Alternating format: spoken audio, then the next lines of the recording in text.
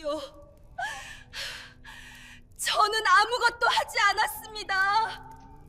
밤 11시 궁궐 어딘가에서 비명소리가 들립니다. 누구의 비명일까요? 왜 비명을 지르고 있을까요? 궁녀 3,000명이 가장 두려워한 장소. 한 번 들어가면 살아 돌아올 수 없는 곳. 아무 죄도 없던 22살 여인이 왜 그곳에서 고문당해야 했을까요? 그리고 3개월 후 밝혀진 충격적인 진실. 이 모든 것이 단 한 사람의 거짓말 때문이었습니다. 이야기 시작 전 구독과 좋아요 꾹 눌러주세요. 구독과 좋아요를 눌러주시면 이런 숨겨진 역사를 알리는 데 큰 힘이 됩니다. 살려주십시오. 저는 아무것도 하지 않았습니다. 1766년 12월 17일 밤 11시 창경궁 후원 깊숙한 곳에서 여인의 비명이 울려 퍼졌습니다. 차가운 겨울바람을 뚫고 궁궐 전체에 퍼져나가는 그 소리는 침전에서 잠을 청하던 수백 명의 궁녀들을 공포에 떨게 만들었습니다. 궁녀들은 이불을 머리끝까지 끌어올렸습니다. 귀를 막았습니다. 하지만 그 비명소리는 막을 수 없었습니다. 제발 죽여주십시오. 비명의 주인공은 정씨 나인이었습니다. 22살, 8년 전 14살의 어린 나이에 궁궐에 들어와 성실하게 일해온 침방 나인이었습니다. 그녀는 세자궁 침방을 담당하며 단 한 번도 실수한 적이 없었습니다. 상궁들도 인정하는 모범적인 궁녀였습니다. 그런 그녀가 지금 신문청이라는 곳에서 끔찍한 고문을 당하고 있었습니다. 신문청, 궁녀들이 가장 두려워하는 그곳. 한번 그곳에 끌려가면 살아 돌아오는 사람이 거의 없다는 바로 그곳이었습니다. 높은 담으로 둘러싸여 있고 창문도 없는 어두운 건물. 그곳에서는 매일 밤 비명소리가 들려왔습니다.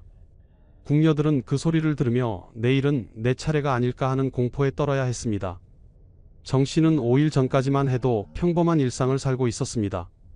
새벽 4시에 일어나 세수하고 상궁의 지시에 따라 침방을 정돈하고 세자의 옷을 준비했습니다. 동료 궁녀들과 작은 농담을 나누기도 했습니다. 다음 달이면 설날인데 떡국이나 먹을 수 있을까? 그런 소소한 대화를 나누던 평범한 여인이었습니다. 그런데 갑자기 아무런 예고도 없이 의금부 관리들이 들이닥쳤습니다. 내가 정씨 나인이냐? 당장 따라와라. 무슨 일인지도 모른 채 끌려갔습니다. 신문청으로 끌려갔습니다. 그리고 지옥이 시작되었습니다. 세자의 역모를 알고 있었느냐? 정씨는 어리둥절했습니다. 역모? 세자? 무슨 말인지 전혀 이해할 수 없었습니다. 저는 아무것도 모릅니다. 저는 그저 침방을 정돈하고 옷을 준비할 뿐입니다. 하지만 의금부 관리들은 믿지 않았습니다. 거짓말하지 마라. 내가 세자 처소에 드나들지 않았느냐? 무슨 대화를 들었을 것이다. 첫날은 곤장 20대를 맞았습니다.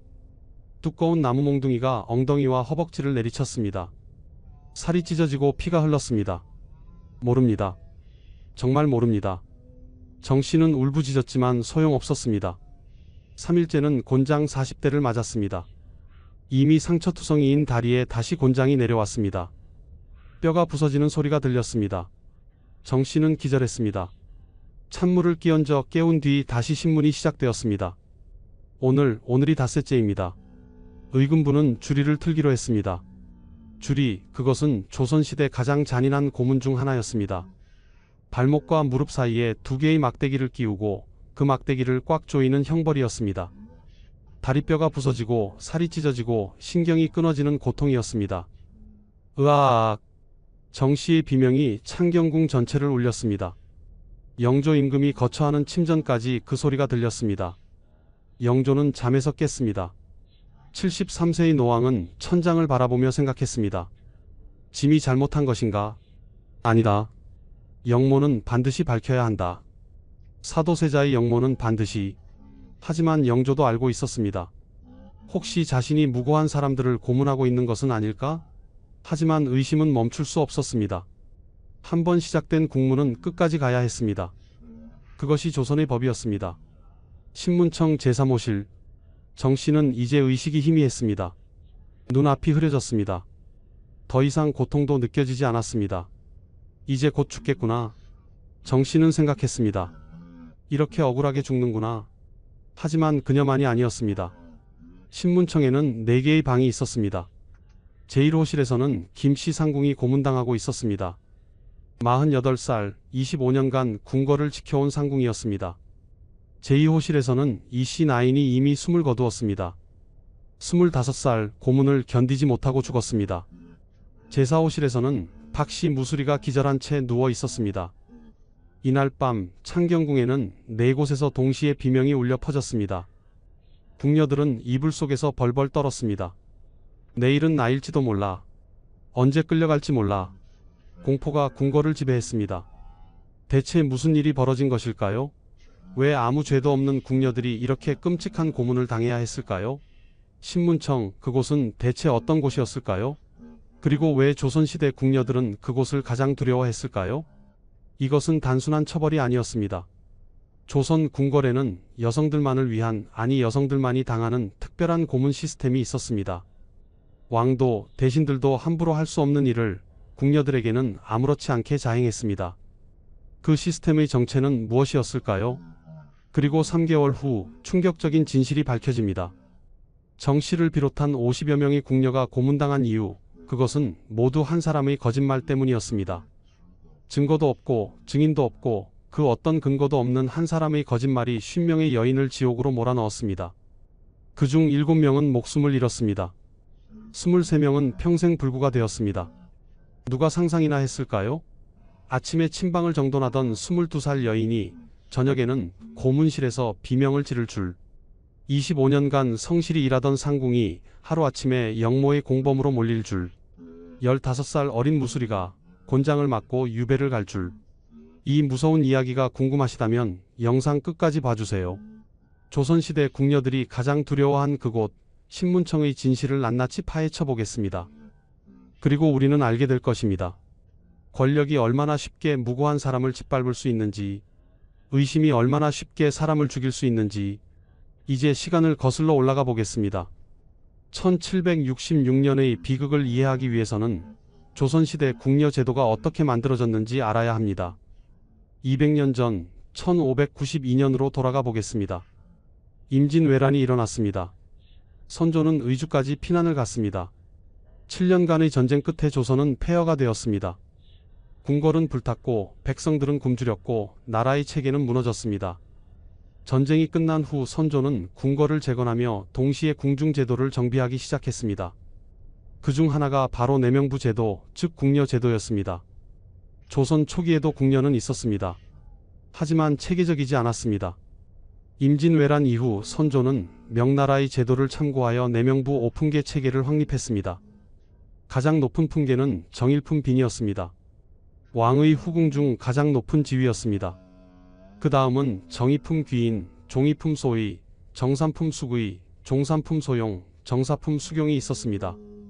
그 아래 실무를 담당하는 궁녀들이 있었습니다. 종오품 상궁이 가장 높았습니다. 상궁은 각 부서를 총괄하는 관리자였습니다. 침방, 수라간, 세탁방, 침선방 등 각 부서마다 제조상궁이 있었고 그 아래 여러 명의 상궁들이 있었습니다. 상궁 아래에는 종6품 상의, 종7품 상복, 종8품 상식, 종9품 상침이 있었습니다. 그리고 품계가 없는 궁녀들이 있었습니다. 나인과 무술이었습니다. 나인은 견습 궁녀로 10년에서 15년 정도 일하며 경력을 쌓으면 상궁으로 승진할 수 있었습니다. 무술이는 가장 낮은 계급으로 청소나 빨래 같은 허드렛 일을 담당했습니다. 선조시대에 정비된 이 제도는 광해군, 인조, 효종을 거치며 더욱 체계화되었습니다. 그리고 숙종시대에 이르러 완전히 확립되었습니다. 숙종시대 궁녀의 수는 무려 3,000명에 달했습니다. 경복궁, 창덕궁, 창경궁, 경희궁, 덕수궁까지 합치면 3,000명이 넘는 여성들이 궁궐에서 일했습니다. 이 3,000명의 여성들을 통제하기 위해서는 엄격한 규칙이 필요했습니다. 그리고 그 규칙은 믿을 수 없을 만큼 가혹했습니다. 첫 번째 규칙, 궁녀는 평생 처녀로 살아야 한다. 궁녀가 되면 결혼할 수 없었습니다. 왕족 외의 남자와 대화하는 것조차 금지되었습니다. 만약 남자와 사통했다는 소문이라도 나면 즉시 조사가 들어갔고 사실로 밝혀지면 사형에 처해졌습니다.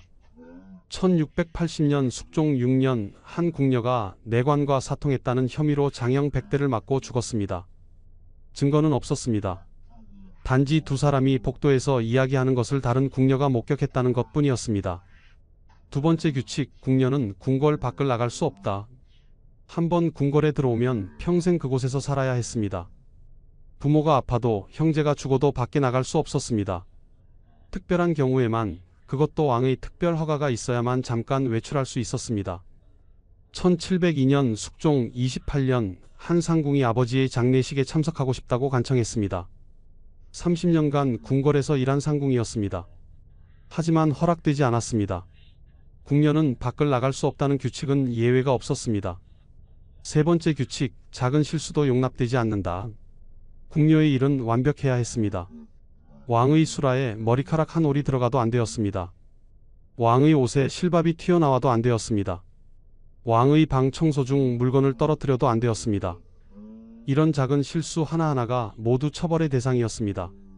1715년 숙종 41년 수라간 나인 한 명이 국에 머리카락 한 올을 넣었다는 이유로 장형 30대를 맞았습니다. 그 나인은 곤장을 맞다가 기절했고 결국 유배를 갔습니다. 1724년 경종 4년 세손의 옷에 실밥이 튀어나온 것을 발견한 영조는 담당 나인에게 곤장 40대를 명했습니다. 1728년 영조 4년 왕의 방 청소 중 물컵을 깬 나인은 즉시 궁궐에서 쫓겨났습니다. 작은 실수도 이렇게 가혹하게 처벌받았는데 큰 실수는 어땠을까요? 왕의 음식을 잘못 만들면? 왕의 옷을 잘못 준비하면? 왕의 명령을 잘못 전달하면? 그런 실수는 목숨으로 대가를 치러야 했습니다. 그리고 이 모든 처벌이 이루어지는 곳이 바로 신문청이었습니다. 신문청은 언제 만들어진 것일까요? 정확한 기록은 남아있지 않습니다. 하지만 광해군 시대부터 존재했다는 것은 확실합니다. 1618년 광해군 10년의 기록에 궁녀를 신문청에서 국문하다라는 구절이 나옵니다. 신문청은 창경궁 후원 깊숙한 곳에 있었습니다. 높은 담으로 둘러싸여 있었고 출입이 엄격히 통제되었습니다. 건물은 두 동이었습니다. 한 동에는 4개의 방이 있었습니다. 각 방에서 동시에 신문과 고문이 진행될 수 있었습니다.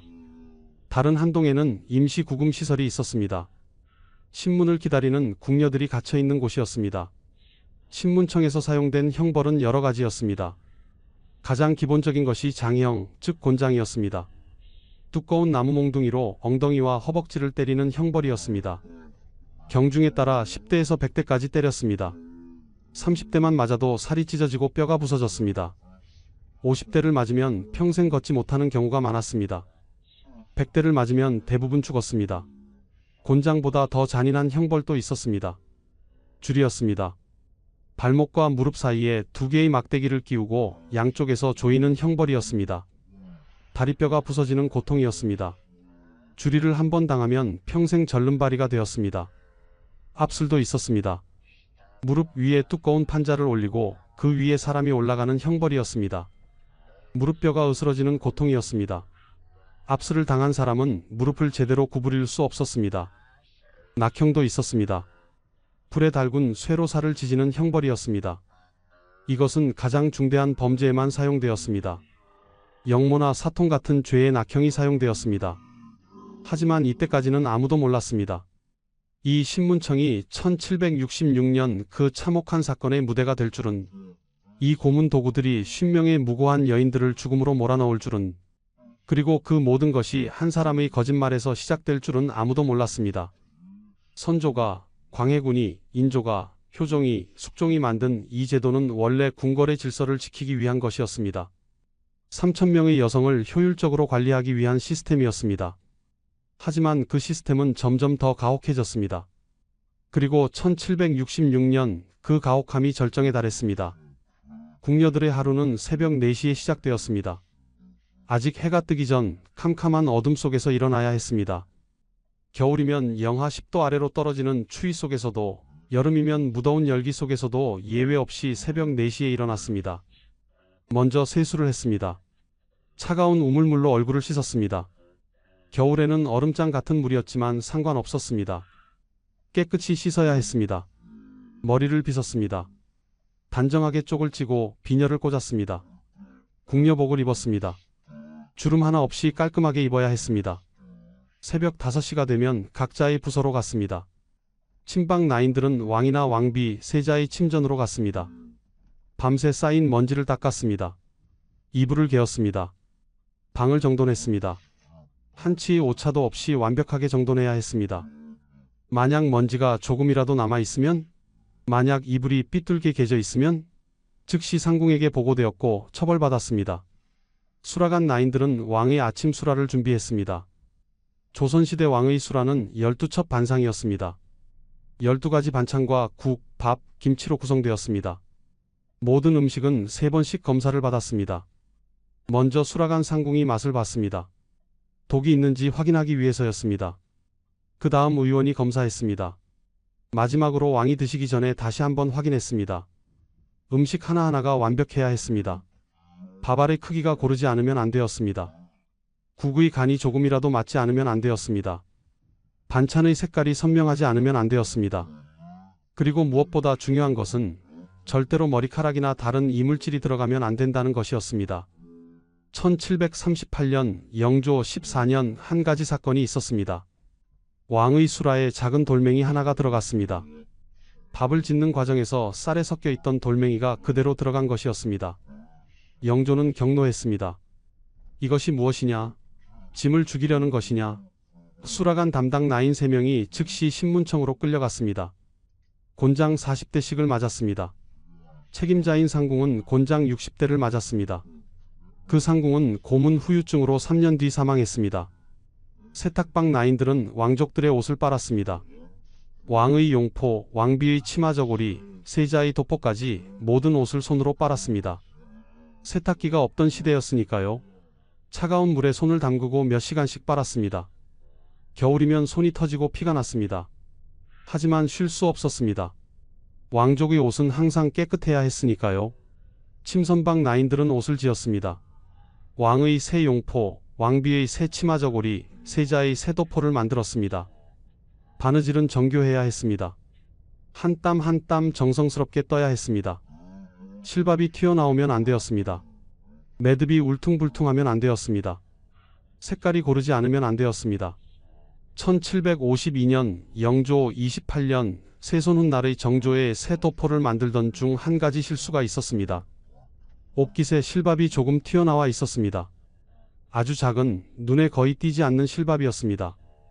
하지만 영조의 눈에 띄었습니다. 이것이 무엇이냐? 세손의 옷을 이렇게 만드느냐? 담당 나인은 곤장 30대를 맞았습니다. 그 나이는 허벅지 뼈가 부러졌고 결국 침선방에서 쫓겨나 수라간 허들의 일을 하게 되었습니다. 이렇게 궁녀들의 일상은 완벽함과의 싸움이었습니다. 조금의 실수도 용납되지 않았습니다. 그리고 그 실수는 즉시 처벌로 이어졌습니다. 하지만 궁녀들이 두려워한 것은 단순한 처벌만이 아니었습니다. 더 무서운 것은 상궁들의 권력이었습니다. 특히 제조상궁은 각 부서의 절대 권력자였습니다. 제조상궁의 말 한마디에 나인의 운명이 결정되었습니다. 제조상궁이 이 나인은 게으르다고 말하면 그 나인은 즉시 곤장을 맞았습니다. 제조상궁이 이 나인은 불성실하다고 말하면 그 나인은 쫓겨났습니다. 제조상궁은 왕비보다 무서운 존재였습니다. 왕비는 궁녀들의 일상에 직접 개입하지 않았습니다. 하지만 제조상궁은 매일 궁녀들을 감시했습니다. 아침부터 밤까지 지켜봤습니다. 작은 실수도 놓치지 않았습니다. 그리고 가차없이 처벌했습니다. 1745년 영조 21년 친방 제조상궁이었던 최씨 상궁의 이야기가 있습니다. 최씨 상궁은 30년간 궁궐에서 일하며 절대 권력을 가지게 되었습니다. 그녀의 말 한마디에 나인 10명이 동시에 곤장을 맞았습니다. 그녀가 싫어하는 나인은 아무리 성실해도 승진할 수 없었습니다. 그녀가 좋아하는 나인은 실수를 해도 봐주었습니다. 한 번은 이런 일이 있었습니다. 최씨 상궁이 좋아하던 김씨 나인이 왕의 침전 청소 중 도자기 하나를 떨어뜨렸습니다. 비싼 청화백자였습니다. 원래라면 곤장 50대는 맞아야 하는 실수였습니다. 하지만 최씨 상궁은 내가 실수한 것이라고 거짓말했습니다. 김씨 나인을 구한 것입니다. 반대로 최씨 상궁이 미워하던 박씨 나인은 아무 실수도 하지 않았는데 곤장을 맞았습니다. 어느 날 최씨 상궁이 박씨가 침방을 제대로 정돈하지 않았다고 거짓 보고를 한 것입니다. 박씨 나인은 억울했지만 변명할 수 없었습니다. 상궁의 말에 반박하는 것은 더 큰 죄였으니까요. 박 씨는 곤장 20대를 맞았습니다. 이렇게 궁녀들의 운명은 상궁의 손에 달려 있었습니다. 상궁의 눈에 들면 살 수 있었고 상궁의 눈 밖에 나면 죽을 수도 있었습니다. 그래서 궁녀들은 상궁에게 잘 보이기 위해 온갖 노력을 했습니다. 작은 선물을 드렸습니다. 상궁의 일을 대신 해주었습니다. 상궁이 좋아할 만한 말을 했습니다. 하지만 더 무서운 것이 있었습니다. 바로 밀고였습니다. 궁녀들은 서로를 감시하고 밀고했습니다. 동료가 실수하는 것을 보면 즉시 상궁에게 보고했습니다. 동료가 규칙을 어기는 것을 보면 즉시 고자질했습니다. 왜 그랬을까요? 자신이 살기 위해서였습니다. 다른 사람의 잘못을 고발하면 자신은 안전했으니까요. 오히려 포상을 받을 수도 있었으니까요. 1760년 영조 36년 한 가지 끔찍한 사건이 있었습니다. 수라간 나인이었던 정 씨와 이 씨는 친한 친구였습니다. 5년간 함께 일하며 서로를 의지했습니다. 힘들 때 서로 위로했고 기쁠 때 함께 웃었습니다. 그런데 어느 날 정 씨가 작은 실수를 했습니다. 왕의 수라에 사용할 생선을 고르다가 조금 신선하지 않은 생선을 골랐던 것입니다. 다행히 상궁이 발견해서 바꿨지만 만약 그대로 올라갔다면 큰일이 날 뻔했습니다. 이 씨는 알고 있었습니다. 정 씨의 실수를. 하지만 처음에는 말하지 않았습니다. 친구니까요. 그런데 며칠 후 이 씨 자신이 작은 실수를 했습니다. 수라간 청소를 제대로 하지 않았다는 것이었습니다. 상궁이 화를 냈습니다. 너는 게으르구나. 벌을 받아야겠다. 이 씨는 곤장을 맞을 위기에 처했습니다. 바로 그때 이 씨는 선택을 했습니다. 자신을 구하기 위해 친구를 밀고 한 것입니다. 상궁마마, 사실은 며칠 전 정 씨가 신선하지 않은 생선을 고른 적이 있습니다. 상궁은 놀랐습니다. 뭐, 그런 일이 있었단 말이냐? 즉시 조사가 들어갔고 정 씨는 곤장 40대를 맞았습니다. 정 씨는 이 씨를 원망했습니다. 우리가 친구 아니었나? 어떻게 나를? 하지만 이 씨는 대답했습니다. 미안해. 하지만 나도 살아야 했어. 그날 이후 두 사람은 서로 말을 하지 않았습니다. 아니, 할 수 없었습니다. 친구를 믿을 수 없는 곳, 그것이 궁궐이었습니다. 이렇게 궁녀들은 서로를 의심하고 감시하고 밀고하며 살았습니다. 친구도 없었고 동료도 없었습니다. 오직 생존만이 있었습니다. 매일매일 살아남기 위한 싸움이었습니다.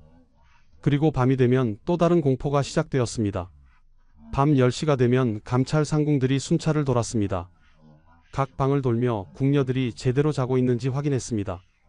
혹시 몰래 일어나 있는 궁녀는 없는지, 혹시 다른 궁녀와 속닥이는 궁녀는 없는지 감시했습니다. 만약 밤에 일어나 있는 궁녀가 발견되면 즉시 신문 받았습니다. 왜 일어나 있었느냐? 무슨 일을 하려 했느냐? 누구와 만나려 했느냐? 아무리 그냥 잠이 안 와서라고 대답해도 소용없었습니다. 의심받았습니다. 그리고 처벌받았습니다. 그리고 가끔씩, 정말 가끔씩 밤에 비명소리가 들렸습니다. 신문청에서 들려오는 비명소리였습니다. 누군가 지금 고문당하고 있다는 것을 의미했습니다. 궁녀들은 이불을 뒤집어쓰고 귀를 막았습니다. 하지만 그 소리는 막을 수 없었습니다. 담을 넘어, 건물을 넘어 귀를 파고들었습니다. 언제 내 차례가 올까? 내일은 내가 끌려가는 건 아닐까? 나도 저렇게 비명을 지르게 되는 건 아닐까? 이런 생각들이 궁녀들의 머릿속을 맴돌았습니다. 잠을 잘 수 없었습니다. 악몽을 꿨습니다. 자신이 신문청에 끌려가 고문당하는 꿈을 꿨습니다. 그리고 악몽에서 깨어나면 꿈이었구나 하고 안도했습니다. 하지만 동시에 알았습니다. 이것이 현실이 될 수도 있다는 것을. 참고 또 참았습니다.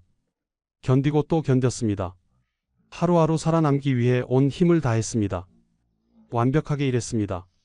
실수하지 않으려고 노력했습니다. 상궁의 눈치를 봤습니다. 동료를 경계했습니다. 하지만 아무리 조심해도, 아무리 완벽하게 일해도 운명은 피할 수 없었습니다. 1766년 11월 그 운명의 날이 다가오고 있었습니다.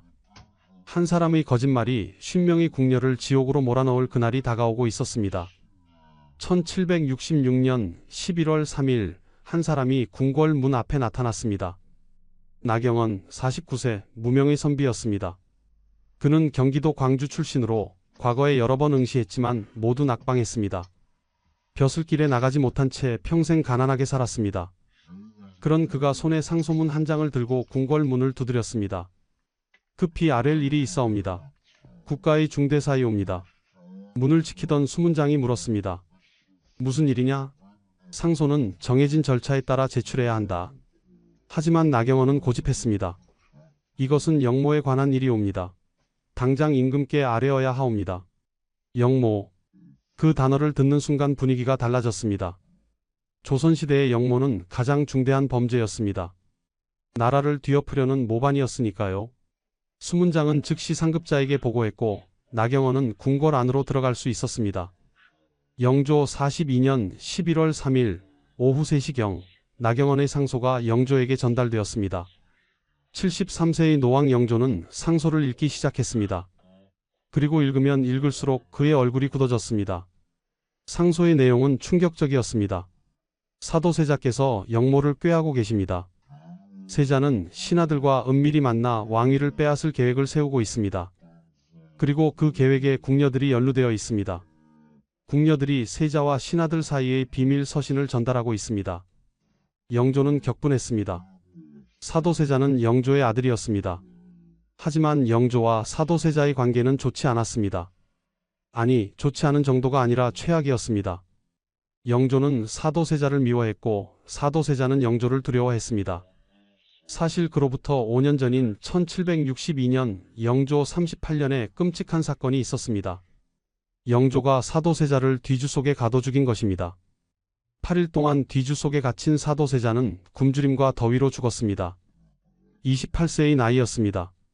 하지만 나경원의 상소는 1766년의 일이었습니다. 사도세자가 죽은 지 4년이 지난 시점이었습니다. 그렇다면 나경원은 대체 무슨 말을 하고 있었던 걸까요? 사실 나경원의 상소는 애초부터 모순투성이었습니다. 이미 죽은 사도세자가 어떻게 영모를 꾸밀 수 있습니까? 하지만 나경원은 교묘하게 말을 바꿨습니다. 사도세자가 살아있을 때 영모를 계획했고 그 계획에 연루된 자들이 아직 궁궐에 있다는 것이었습니다. 그리고 구체적으로 50여 명의 궁녀 이름을 거론했습니다. 이 궁녀들이 사도세자의 영모에 가담했습니다. 이들이 비밀 서신을 전달했습니다. 이들이 세자와 신하들의 밀회를 주선했습니다. 영조는 믿고 싶지 않았습니다. 하지만 동시에 의심하지 않을 수 없었습니다. 혹시 정말 그런 일이 있었던 것은 아닐까? 혹시 아직도 영모를 꾸미는 자들이 궁궐 안에 숨어 있는 것은 아닐까? 영조는 평생 의심 속에서 살았습니다. 신하들을 믿지 못했습니다. 아들도 믿지 못했습니다. 심지어 자기 자신도 믿지 못했습니다. 그래서 항상 불안했습니다. 항상 누군가 자신을 배신할까 두려워했습니다. 항상 누군가 영모를 꾸밀까 걱정했습니다. 나경원의 상소는 바로 그 불안과 의심을 파고들었습니다. 영조는 결정을 내렸습니다. 즉시 조사하라. 의금부는 관련자들을 모두 체포하라. 진실을 밝혀내라. 1766년 11월 4일 의금부가 움직이기 시작했습니다. 나경원이 거론한 50여 명의 궁녀 명단이 작성되었습니다. 그리고 한 명씩 체포하기 시작했습니다. 가장 먼저 체포된 것은 친방 제조상궁 김씨였습니다. 48세, 25년간 궁궐에서 일해온 베테랑 상궁이었습니다. 그녀는 사도세자가 살아있을 때 세자궁 친방을 총괄했습니다. 따라서 만약 영모가 있었다면 그녀가 알았을 것이라는 논리였습니다. 김씨 상궁은 당황했습니다. 무슨 말씀이십니까? 저는 아무것도 모릅니다. 하지만 의금부는 들으려 하지 않았습니다. 일단 신문청으로 가자. 거기서 자세히 이야기하면 된다. 김씨 상궁은 끌려갔습니다.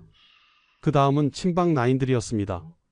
정씨, 이씨, 박씨, 최씨 한 명씩 불려나갔습니다. 너희들은 세자 처소를 드나들지 않았느냐? 혹시 이상한 대화를 들은 적은 없느냐? 세자께서 누구와 만나셨느냐? 궁녀들은 두려웠습니다. 무슨 일인지도 몰랐습니다. 대체 무슨 혐의인지도 몰랐습니다. 그저 신문청으로 가자는 말만 들었을 뿐입니다. 신문청. 그 무서운 곳. 한번 들어가면 살아나오기 힘든 곳. 정씨 나인도 그날 체포되었습니다. 22세, 8년간 성실히 일해온 그녀는 아무런 잘못도 하지 않았습니다. 하지만 나경원의 명단에 그녀의 이름이 있었습니다. 정씨 나인, 세자궁 친방 담당, 비밀 서신 전달 혐의. 이것만으로 충분했습니다. 정씨는 끌려갔습니다. 저는 아무것도 하지 않았습니다. 저는 그저 침방을 정돈하고 옷을 준비했을 뿐입니다. 정 씨는 애원했습니다. 하지만 소용없었습니다.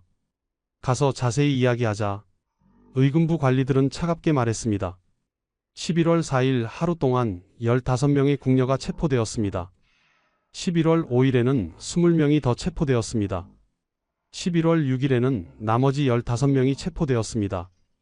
총 50명의 궁녀가 나흘 만에 모두 신문청으로 끌려갔습니다. 신문청에는 4개의 신문실이 있었습니다. 하지만 50명을 동시에 신문할 수는 없었습니다. 그래서 일부는 임시 구금 시설에 갇혔습니다. 자기 차례가 올 때까지 기다려야 했습니다. 그 기다림은 고문보다 더 무서웠습니다. 언제 불려갈지 모르는 불안, 무슨 질문을 받을지 모르는 공포, 어떤 고문을 당할지 모르는 두려움. 정 씨는 3일 동안 기다렸습니다. 좁고 어두운 방에 갇혀서 밥은 하루에 한 번 나왔습니다. 물 한 그릇과 보리밥 한 공기, 그것도 제대로 먹을 수 없었습니다. 무서워서, 불안해서, 손이 떨려서 옆방에서는 비명소리가 들렸습니다. 누군가 지금 고문당하고 있었습니다. 으악, 살려주세요. 저는 모릅니다. 그 소리를 들으며 정 씨는 생각했습니다. 곧 내 차례구나. 나도 저렇게 비명을 지르게 되는구나. 그녀의 생각은 맞았습니다. 11월 7일 정 씨의 차례가 왔습니다. 정 씨 나인 나와라. 무거운 문이 열리는 소리가 들렸습니다. 의금부 관리 2명이 들어왔습니다. 정 씨는 일어섰습니다. 아니, 일어나려고 했습니다. 하지만 다리가 떨려서 제대로 설 수 없었습니다. 3일 동안 제대로 먹지도 자지도 못했으니까요. 관리들이 정 씨의 팔을 잡아 끌었습니다. 복도를 지나 신문실로 갔습니다. 제3호실이었습니다. 문을 열고 들어가자 차가운 기운이 느껴졌습니다. 창문이 하나도 없는 방이었습니다. 횃불 몇 개가 벽에 걸려 있었고 그 불빛이 방 안을 희미하게 비쳤습니다. 방 한가운데에는 두꺼운 나무 판자가 놓여 있었습니다. 신문 받는 사람이 앉는 자리였습니다. 벽에는 각종 형구들이 걸려 있었습니다. 곤장, 주리, 앞슬. 정 씨는 그것들을 보고 온몸이 얼어붙었습니다. 앉아라. 의금부 도사가 차갑게 말했습니다. 정 씨는 나무 판자 위에 앉았습니다. 차가운 나무의 감촉이 느껴졌습니다. 도사 앞에는 서한이 놓여 있었고 그 위에는 종이와 붓이 준비되어 있었습니다. 옆에는 기록관이 앉아 있었습니다. 모든 진술을 기록하기 위해서였습니다. 내 이름은 정씨, 나이는 22, 친방 나인 맞느냐? 도사가 물었습니다. 예, 그렇습니다. 정씨는 떨리는 목소리로 대답했습니다. 좋다. 그럼 묻겠다. 너는 사도세자가 살아계실 때 세자궁 친방을 담당했느냐? 예, 그렇습니다. 그렇다면 세자의 일상을 알고 있었겠구나. 세자께서 누구를 만나셨는지, 무슨 대화를 하셨는지 알고 있을 것이다. 도사의 목소리가 날카로워졌습니다. 정 씨는 당황했습니다. 저는 그저 침방을 정돈하고 옷을 준비했을 뿐입니다. 세자께서 누구를 만나시는지는 제가 알 수 없습니다. 거짓말하지 마라. 또 도사가 소리쳤습니다. 네가 침방을 담당했다면 당연히 알았을 것이다. 세자께서 역모를 꾸미셨고 너는 그 역모에 가담했다. 비밀 서신을 전달했다. 세자와 신하들의 밀회를 주선했다. 아닙니다. 저는 그런 일을 한 적이 없습니다. 정 씨는 필사적으로 부인했습니다. 하지만 도사는 믿지 않았습니다. 그렇다면 증거가 있다. 나경원이라는 사람이 모든 것을 폭로했다. 내 이름도 거기 있다. 네가 비밀 서신을 전달했다고 명확히 적혀 있다. 정 씨는 어리둥절했습니다. 나경원? 그 사람이 누구지? 저는 그런 사람을 아는가? 비밀 서신? 저는 그런 것을 전달한 적이 없는데. 저는 정말 모릅니다. 나경원이라는 분도 모르고 비밀 서신도 전달한 적이 없습니다. 아직도 발뺌하는구나. 좋다. 그렇다면 형벌로 진실을 밝혀야겠다. 도사가 손을 들었습니다. 형리 2명이 들어왔습니다. 그들은 두꺼운 곤장을 들고 있었습니다. 곤장 20대를 쳐라. 도사가 명령했습니다. 형리들이 정 씨를 나무 판자 위에 엎드리게 했습니다. 정 씨의 치마를 걷어 올렸습니다. 엉덩이와 허벅지가 드러났습니다. 제발. 저는 아무것도 하지 않았습니다. 정 씨는 애원했습니다. 휙. 첫 번째 곤장이 내려왔습니다. 으윽. 정씨는 신음했습니다. 두꺼운 나무 몽둥이가 살을 때렸습니다. 엄청난 충격이었습니다. 휙. 두 번째 곤장. 악. 비명이 터져 나왔습니다. 휙. 세 번째. 네 번째. 다섯 번째. 10대를 맞을 때쯤 정씨의 엉덩이는 이미 피투성이가 되었습니다. 살이 찢어졌습니다. 피가 흘렀습니다. 하지만 곤장은 계속되었습니다. 15대, 16대, 17대. 정씨는 의식이 희미해졌습니다. 고통이 너무 심해서 더 이상 느껴지지 않을 정도였습니다. 20대가 끝났습니다. 정씨는 나무판자 위에 쓰러져 있었습니다. 움직일 수 없었습니다. 너무 아팠습니다. 형리들이 정씨를 다시 앉혔습니다. 다시 묻겠다. 네가 비밀 서신을 전달했느냐? 또 도사가 물었습니다. 아닙니다. 저는. 정씨는 겨우 말을 했습니다. 도사는 한숨을 쉬었습니다. 아직도 자백하지 않는구나. 좋다. 오늘은 여기까지 하자. 하지만 내일은 더 심한 형벌이 기다리고 있다. 잘 생각해 보아라. 정씨는 다시 구금실로 끌려갔습니다. 바닥에 쓰러졌습니다. 엉덩이와 허벅지는 불덩이 같았습니다. 너무 아파서 움직일 수 없었습니다. 밥이 나왔지만 먹을 수 없었습니다. 물을 마시려 했지만 손이 떨려서 컵을 들 수 없었습니다. 그날 밤 정씨는 잠을 잘 수 없었습니다. 너무 아파서, 그리고 너무 무서워서. 내일은 더 심한 형벌이라고 했다. 대체 무엇을 할까? 나는 견딜 수 있을까? 이틀이 지났습니다. 11월 9일 정씨는 다시 신문실로 끌려갔습니다. 같은 제3호실이었습니다. 같은 도사가 앉아 있었습니다. 하지만 오늘은 분위기가 달랐습니다. 벽에 걸린 형구 중 줄이가 내려와 있었습니다. 정씨, 이틀 동안 잘 생각해 보았느냐? 또 도사가 물었습니다. 저는 정말 아무것도 하지 않았습니다. 정씨는 떨리는 목소리로 대답했습니다. 도사는 고개를 저었습니다. 아직도 거짓말하는구나. 좋다. 오늘은 주리를 틀겠다. 주리. 그 단어를 듣는 순간 정씨는 온몸이 얼어붙었습니다. 주리는 조선시대 가장 잔인한 고문 중 하나였습니다. 다리뼈가 부서지는 고통이었습니다. 한 번 주리를 당하면 평생 절름발이가 되었습니다. 형리들이 정씨를 바닥에 눕혔습니다. 다리를 펴게 했습니다. 발목과 무릎 사이에 2개의 두꺼운 막대기를 댔습니다. 그리고 양쪽에서 끈으로 묶었습니다. 제발 살려주십시오. 정씨는 애원했습니다. 자백하면 멈추겠다. 네가 비밀 서신을 전달했다고 인정하면 된다. 도사가 말했습니다. 하지만 저는 정말 하지 않았습니다. 정씨는 울먹였습니다. 조여라. 도사가 명령했습니다. 형리들이 끈을 당기기 시작했습니다. 막대기가 다리를 압박했습니다. 처음에는 약간 불편한 정도였습니다. 하지만 점점 더 조여졌습니다. 압력이 증가했습니다. 정씨는 신음했습니다. 막대기가 살을 파고들었습니다. 더 조여졌습니다. 고통이 밀려왔습니다. 더 조여졌습니다. 이제 막대기는 뼈에 닿았습니다. 정강이 뼈를 압박했습니다. 뼈가 삐걱거렸습니다. 부러질 것 같았습니다. 으아악. 살려주세요. 제발. 정씨는 비명을 질렀습니다. 자백하느냐? 네가 비밀 서신을 전달했다고 인정하느냐? 또 도사가 물었습니다. 아닙니다. 저는 정말. 정씨는 거의 의식을 잃을 것 같았습니다. 더 조여라. 또 도사가 명령했습니다. 형리들이 끈을 더 세게 당겼습니다. 딱 뼈가 부러지는 소리가 들렸습니다. 으아악. 정씨의 비명이 신문청 전체에 울려 퍼졌습니다. 담을 넘어 궁궐 전체에 퍼졌습니다.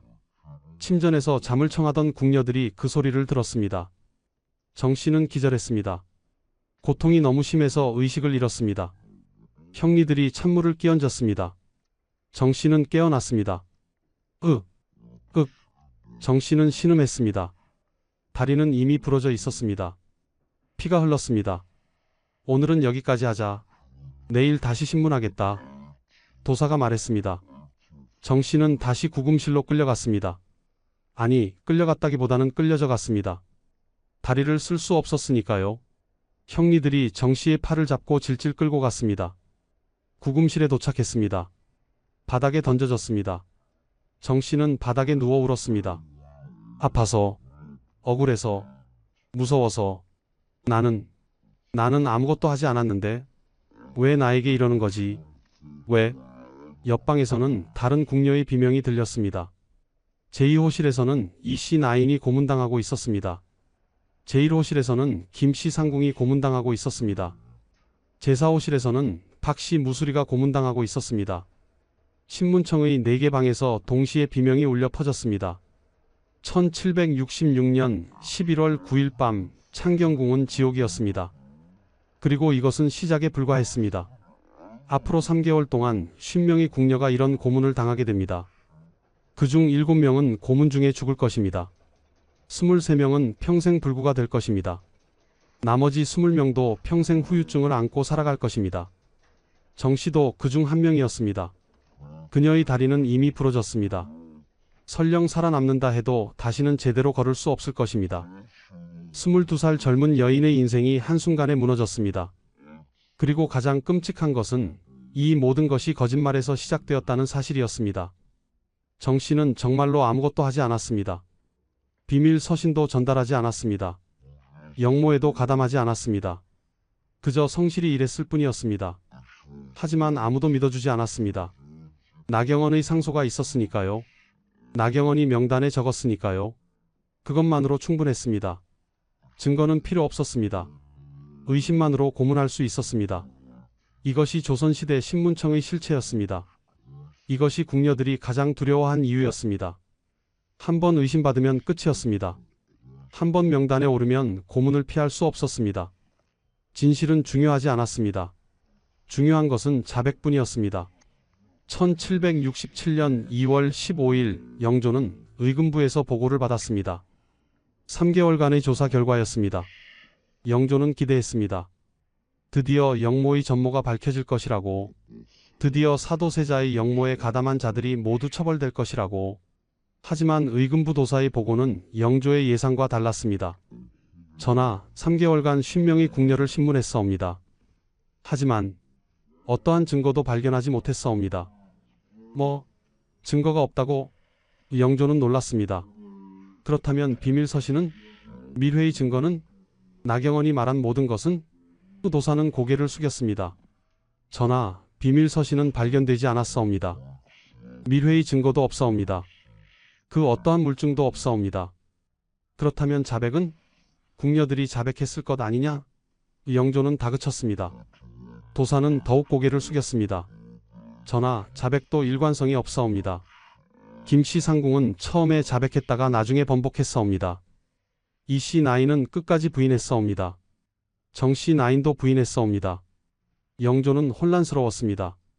그렇다면 영모는 없었다는 말이냐? 도사는 조심스럽게 대답했습니다. 전하, 신이 보기에 나경원의 고변은 사실이 아닌 것 같사옵니다. 그의 주장을 뒷받침할 증거가 전혀 없사옵니다. 영조는 충격을 받았습니다. 그렇다면 지난 3개월 동안 무슨 일을 한 것입니까? 50명의 궁녀를 고문한 것이 무엇을 위한 것이었습니까? 7명이 죽고 23명이 불구가 된 것이 헛된 일이었단 말입니까? 나경원을 당장 잡아오라. 영조가 명령했습니다. 의금부는 즉시 나경원을 체포했습니다. 나경원은 지난 3개월 동안 자기 집에서 조용히 살고 있었습니다. 혹시나 포상이라도 받을까 기대하며 기다리고 있었던 것입니다. 나경원은 의금부로 끌려왔습니다. 영조가 직접 신문했습니다. 내가 고변한 영모의 증거는 어디 있느냐? 비밀 서신은? 증인은? 나경원은 당황했습니다. 그것은 말해보아라. 네가 어떻게 그 모든 것을 알았느냐? 네가 궁궐에 들어온 적도 없고 궁녀들을 만난 적도 없지 않느냐? 영조의 목소리가 떨렸습니다. 분노로 그리고 슬픔으로. 나경원은 더 이상 버틸 수 없었습니다. 전하, 용서하소서. 신이 거짓말을 했사옵니다. 법정이 술렁이었습니다. 영조는 믿을 수 없다는 표정이었습니다. 거짓말이라고? 모두 거짓말이었단 말이냐? 나경원은 고개를 조아렸습니다. 그렇다옵니다. 신이 벼슬을 얻고 싶어서, 신이 가난에서 벗어나고 싶어서, 거짓으로 고변을 했사옵니다. 진실이 밝혀졌습니다. 나경원은 평생 과거에 낙방하고 가난하게 살았습니다. 49세가 되도록 벼슬 하나 얻지 못했습니다. 그는 생각했습니다. 영모를 고발하면 포상을 받을 것이다. 그러면 벼슬을 얻을 수 있을 것이다. 그래서 거짓 상소를 꾸몄습니다. 이미 죽은 사도세자를 영모의 주모자로 지목했습니다. 죽은 사람은 변명할 수 없으니까요. 그리고 무작위로 궁녀 50명의 이름을 적었습니다. 누가 어떤 일을 하는지도 몰랐습니다. 그저 듣거나 본 적 있는 이름들을 적었을 뿐입니다. 비밀 서신? 없었습니다. 밀회? 없었습니다. 증거? 없었습니다. 모든 것이 나경원의 상상이었습니다. 거짓말이었습니다. 벼슬을 얻기 위한 사기였습니다. 영조는 분노했습니다. 하지만 동시에 자책했습니다. 짐이 속았구나. 짐이 무고한 사람들을 고문했구나. 짐이 7명을 죽게 만들었구나. 영조는 밤새 잠을 이루지 못했습니다. 1767년 2월 20일 나경원에 대한 판결이 내려졌습니다. 능지처참. 조선시대 가장 잔인한 형벌이었습니다. 사지를 찢어 죽이는 형벌이었습니다. 몸을 여러 조각으로 나누어 죽이는 형벌이었습니다. 2월 25일 형이 집행되었습니다. 한양 저작거리에서 공개 처형되었습니다. 수많은 백성들이 지켜봤습니다. 나경원은 처형대에 묶였습니다. 사형수들이 나경원의 팔다리를 묶었습니다. 그리고 네 방향으로 당겼습니다. 나경원은 비명을 질렀습니다. 으악! 하지만 아무도 동정하지 않았습니다. 백성들은 오히려 환호했습니다. 저놈 때문에 무고한 궁녀들이 고문당했다. 저놈 때문에 7명이 죽었다. 응당한 벌이다. 팔이 찢어졌습니다. 다리가 찢어졌습니다. 나경원은 살아서 자신의 몸이 찢어지는 것을 봤습니다. 고통은 말로 표현할 수 없었습니다. 그리고 마침내 죽었습니다. 하지만 형벌은 거기서 끝나지 않았습니다. 나경원의 시신은 거리에 며칠간 방치되었습니다. 경고의 의미였습니다. 거짓 고변을 하면 이렇게 된다. 그리고 나경원의 가족들도 처벌받았습니다. 삼족이 멸문되었습니다. 아버지, 형제, 자식들이 모두 죽었습니다. 나경원의 이름은 역사에서 삭제되었습니다. 족보에서 이름이 지워졌습니다. 무덤도 만들어지지 않았습니다. 완전히 사라진 것입니다. 하지만 이미 늦었습니다. 이미 50명의 궁녀가 고문당했습니다. 이미 7명이 죽었습니다. 이미 23명이 불구가 되었습니다. 돌이킬 수 없었습니다. 정 씨는 어떻게 되었을까요? 그녀는 살아남았습니다. 하지만 두 다리는 부러져 있었습니다. 주리로 뼈가 부서졌으니까요. 곤장 80대를 맞아 척추도 손상되었습니다. 정 씨는 더 이상 걸을 수 없었습니다. 침방 일은 할 수 없게 되었습니다. 서서 일할 수 없으니까요. 정 씨는 수라간으로 강등되었습니다. 앉아서 할 수 있는 일을 했습니다. 채소를 다듬었습니다. 쌀을 씻었습니다. 하지만 고통은 계속되었습니다. 매일 다리가 아팠습니다. 매일 허리가 아팠습니다. 1774년 영조 50년 정 씨는 30세의 나이에 사망했습니다. 사인은 요통과 합병증이었습니다. 8년 전 고문의 후유증이었습니다. 정 씨는 평생 결혼하지 못했습니다. 궁녀니까요. 평생 자식도 갖지 못했습니다. 평생 행복하지 못했습니다. 정 씨의 마지막 말은 이것이었다고 합니다. 저는 정말 아무것도 하지 않았는데. 그녀는 끝까지 억울해했습니다. 끝까지 이해할 수 없었습니다. 왜 자신이 그런 고통을 당해야 했는지. 김씨 상궁은 어떻게 되었을까요? 그녀는 처음에 고문을 견디지 못하고 거짓 자백을 했습니다. 네, 저는 비밀 서신을 전달했습니다. 하지만 나중에 진실이 밝혀지자 그녀는 석방되었습니다. 영조가 네가 자백한 것은 고문 때문이었다고 인정한 것입니다. 하지만 김씨 상궁도 이미 망가져 있었습니다. 곤장 100대를 맞아 하반신이 마비되었습니다. 그녀는 1770년 정조 즉위 직전에 52세의 나이로 사망했습니다. 25년간 성실히 일한 보람이 이것이었습니다. 이 씨 나이는 고문 중에 죽었습니다. 25세의 젊은 나이였습니다. 그녀는 끝까지 자백하지 않았습니다. 저는 아무것도 하지 않았습니다. 그 말을 남기고 죽었습니다. 이 씨의 시신은 궁궐 밖으로 옮겨져 비밀리에 매장되었습니다. 가족들은 알지 못했습니다. 딸이 어떻게 죽었는지. 박씨 무수리는 장형 100대를 맞고 유배되었습니다. 제주도로 유배되었습니다. 거기서 평생 살았습니다. 돌아올 수 없었습니다. 1789년 정조 13년 57세의 나이로 제주도에서 죽었습니다. 고향도 가족도 다시 볼 수 없었습니다. 50명의 궁녀 중 7명은 고문 중에 죽었습니다. 23명은 불구가 되었습니다. 나머지 20명은 살아남았지만 평생 후유증을 안고 살았습니다. 그리고 이 모든 것이 한 사람의 거짓말 때문이었습니다. 이제 우리는 압니다. 1766년 12월 17일 밤 11시 창경궁 신문청에서 울려 퍼진 그 비명의 의미를, 그것은 단순한 고문의 비명이 아니었습니다. 그것은 무고한 여인의 절규였습니다. 그것은 조선시대 약자들의 울부짖음이었습니다. 다시 그날 밤으로 돌아가 보겠습니다. 좀 더 자세히, 좀 더 깊이 들여다보겠습니다. 1766년 12월 17일 오후 11시 신문청 제3호실, 정씨 나인이 줄이 고문을 당하고 있었습니다. 닷새째 신문이었습니다. 의금부 도사 3명, 형리 2명, 기록관 1명이 방 안에 있었습니다. 도사 마지막으로 묻겠다. 네가 사도세자의 역모를 알고 있었느냐?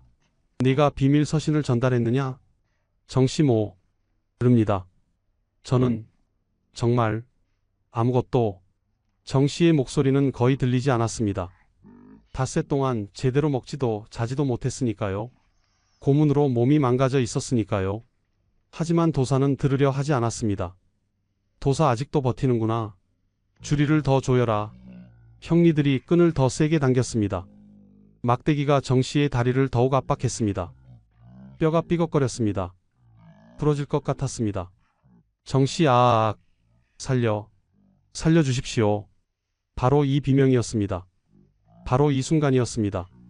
이 비명이 신문청 밖으로 퍼져나갔습니다. 담을 넘어 궁궐 전체로 퍼져나갔습니다. 침전에서 잠을 청하던 수백 명의 궁녀들이 이 소리를 들었습니다.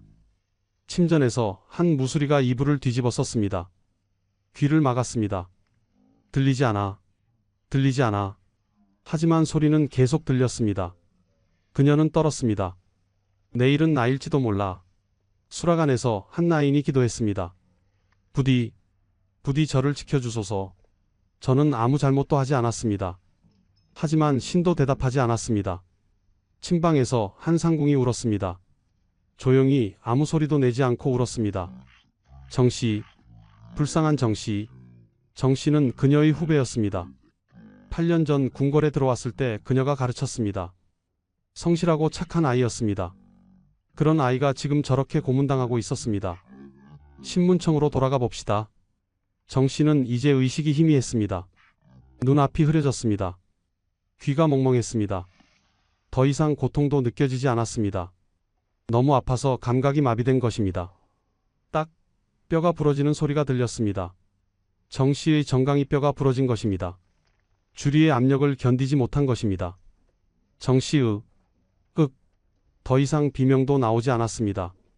그저 신음만 나왔습니다. 정씨는 기절했습니다. 형리들이 확인했습니다. 아직 살아 있습니다. 찬물을 끼얹었습니다. 정씨는 깨어나지 않았습니다. 완전히 의식을 잃은 것입니다. 도사, 오늘은 여기까지 하자. 내일 다시 신문하겠다. 정씨는 구금실로 끌려갔습니다. 바닥에 던져졌습니다. 움직이지 않았습니다. 죽은 것처럼 보였습니다. 하지만 아직 살아 있었습니다. 미약하게 숨을 쉬고 있었습니다. 그날 밤 정씨는 꿈을 꿨습니다. 8년 전 자신이 처음 궁궐에 들어오던 날의 꿈이었습니다. 14살이었습니다. 어머니가 손을 잡고 궁궐 문까지 데려다 주었습니다. 어머니, 정씨야, 궁궐에 가면 열심히 일해야 한다. 실수하지 말고 상궁님 말씀 잘 듣고. 그러면 언젠가 너도 상궁이 될 수 있을 거야. 정씨, 네, 어머니. 열심히 할게요. 걱정하지 마세요. 어머니, 그래. 우리 딸 잘할 거야. 건강하게 지내라. 어머니는 울었습니다. 딸을 궁궐에 보내는 것이 슬펐습니다. 하지만 어쩔 수 없었습니다. 가난한 집안이었으니까요. 딸이 궁녀가 되면 적어도 굶지는 않을 것이니까요. 정씨는 어머니와 헤어졌습니다. 궁궐 문을 들어갔습니다. 그리고 8년이 흘렀습니다. 8년 동안 성실히 일했습니다. 한 번도 실수하지 않았습니다. 상궁님 말씀도 잘 들었습니다. 언젠가 상궁이 될 수 있을 거라 믿었습니다. 하지만 지금은 다리가 부러져 있었습니다. 척추가 손상되었습니다. 더 이상 걸을 수 없었습니다. 침방 일도 할 수 없었습니다. 상궁은커녕 궁녀로서의 삶도 끝난 것입니다. 정 씨는 꿈속에서 울었습니다. 어머니, 저는 아무 잘못도 하지 않았어요. 저는 열심히 일했어요. 그런데 왜 이렇게 된 거예요? 같은 시각 제1호실에서는 김씨 상궁이 신문받고 있었습니다.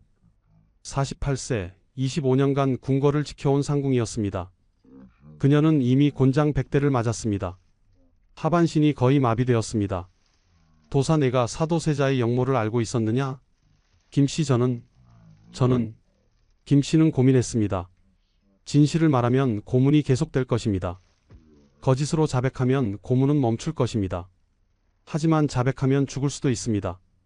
어떻게 해야 할까? 김씨는 결정했습니다. 거짓 자백을 하기로. 더 이상 고문을 견딜 수 없었으니까요. 김씨네, 저는 알고 있었습니다. 도사 무엇을 알고 있었느냐? 자세히 말해보아라.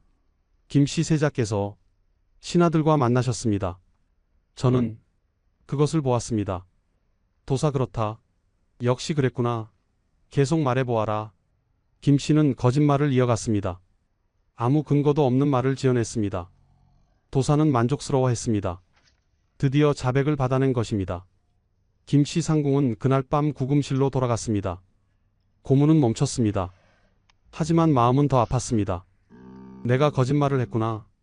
내가 무고한 사람들을 더 곤경에 빠뜨렸구나. 제2호실에서는 끔찍한 일이 벌어지고 있었습니다. 이씨 나인이 고문 중에 숨을 거둔 것입니다.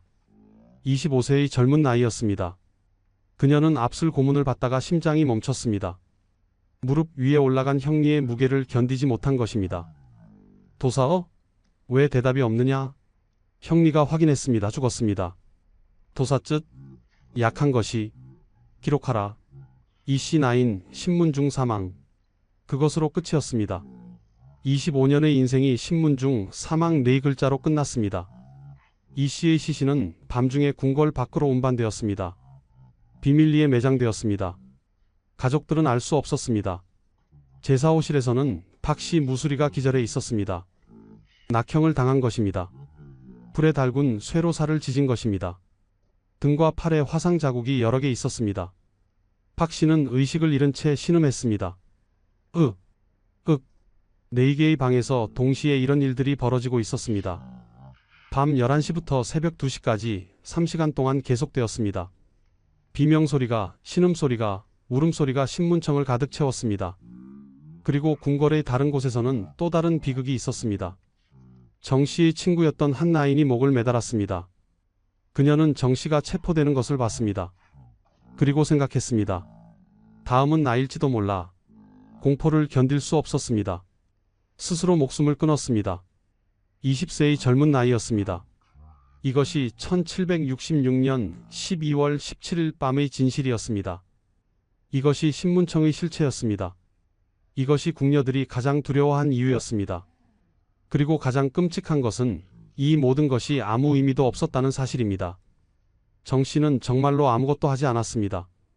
김씨 상궁도 이씨 나인도 박씨 무수리도 아무 잘못이 없었습니다.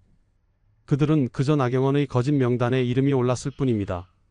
3개월 후 진실이 밝혀졌을 때 이미 7명이 죽었습니다. 이미 23명이 불구가 되었습니다. 돌이킬 수 없었습니다.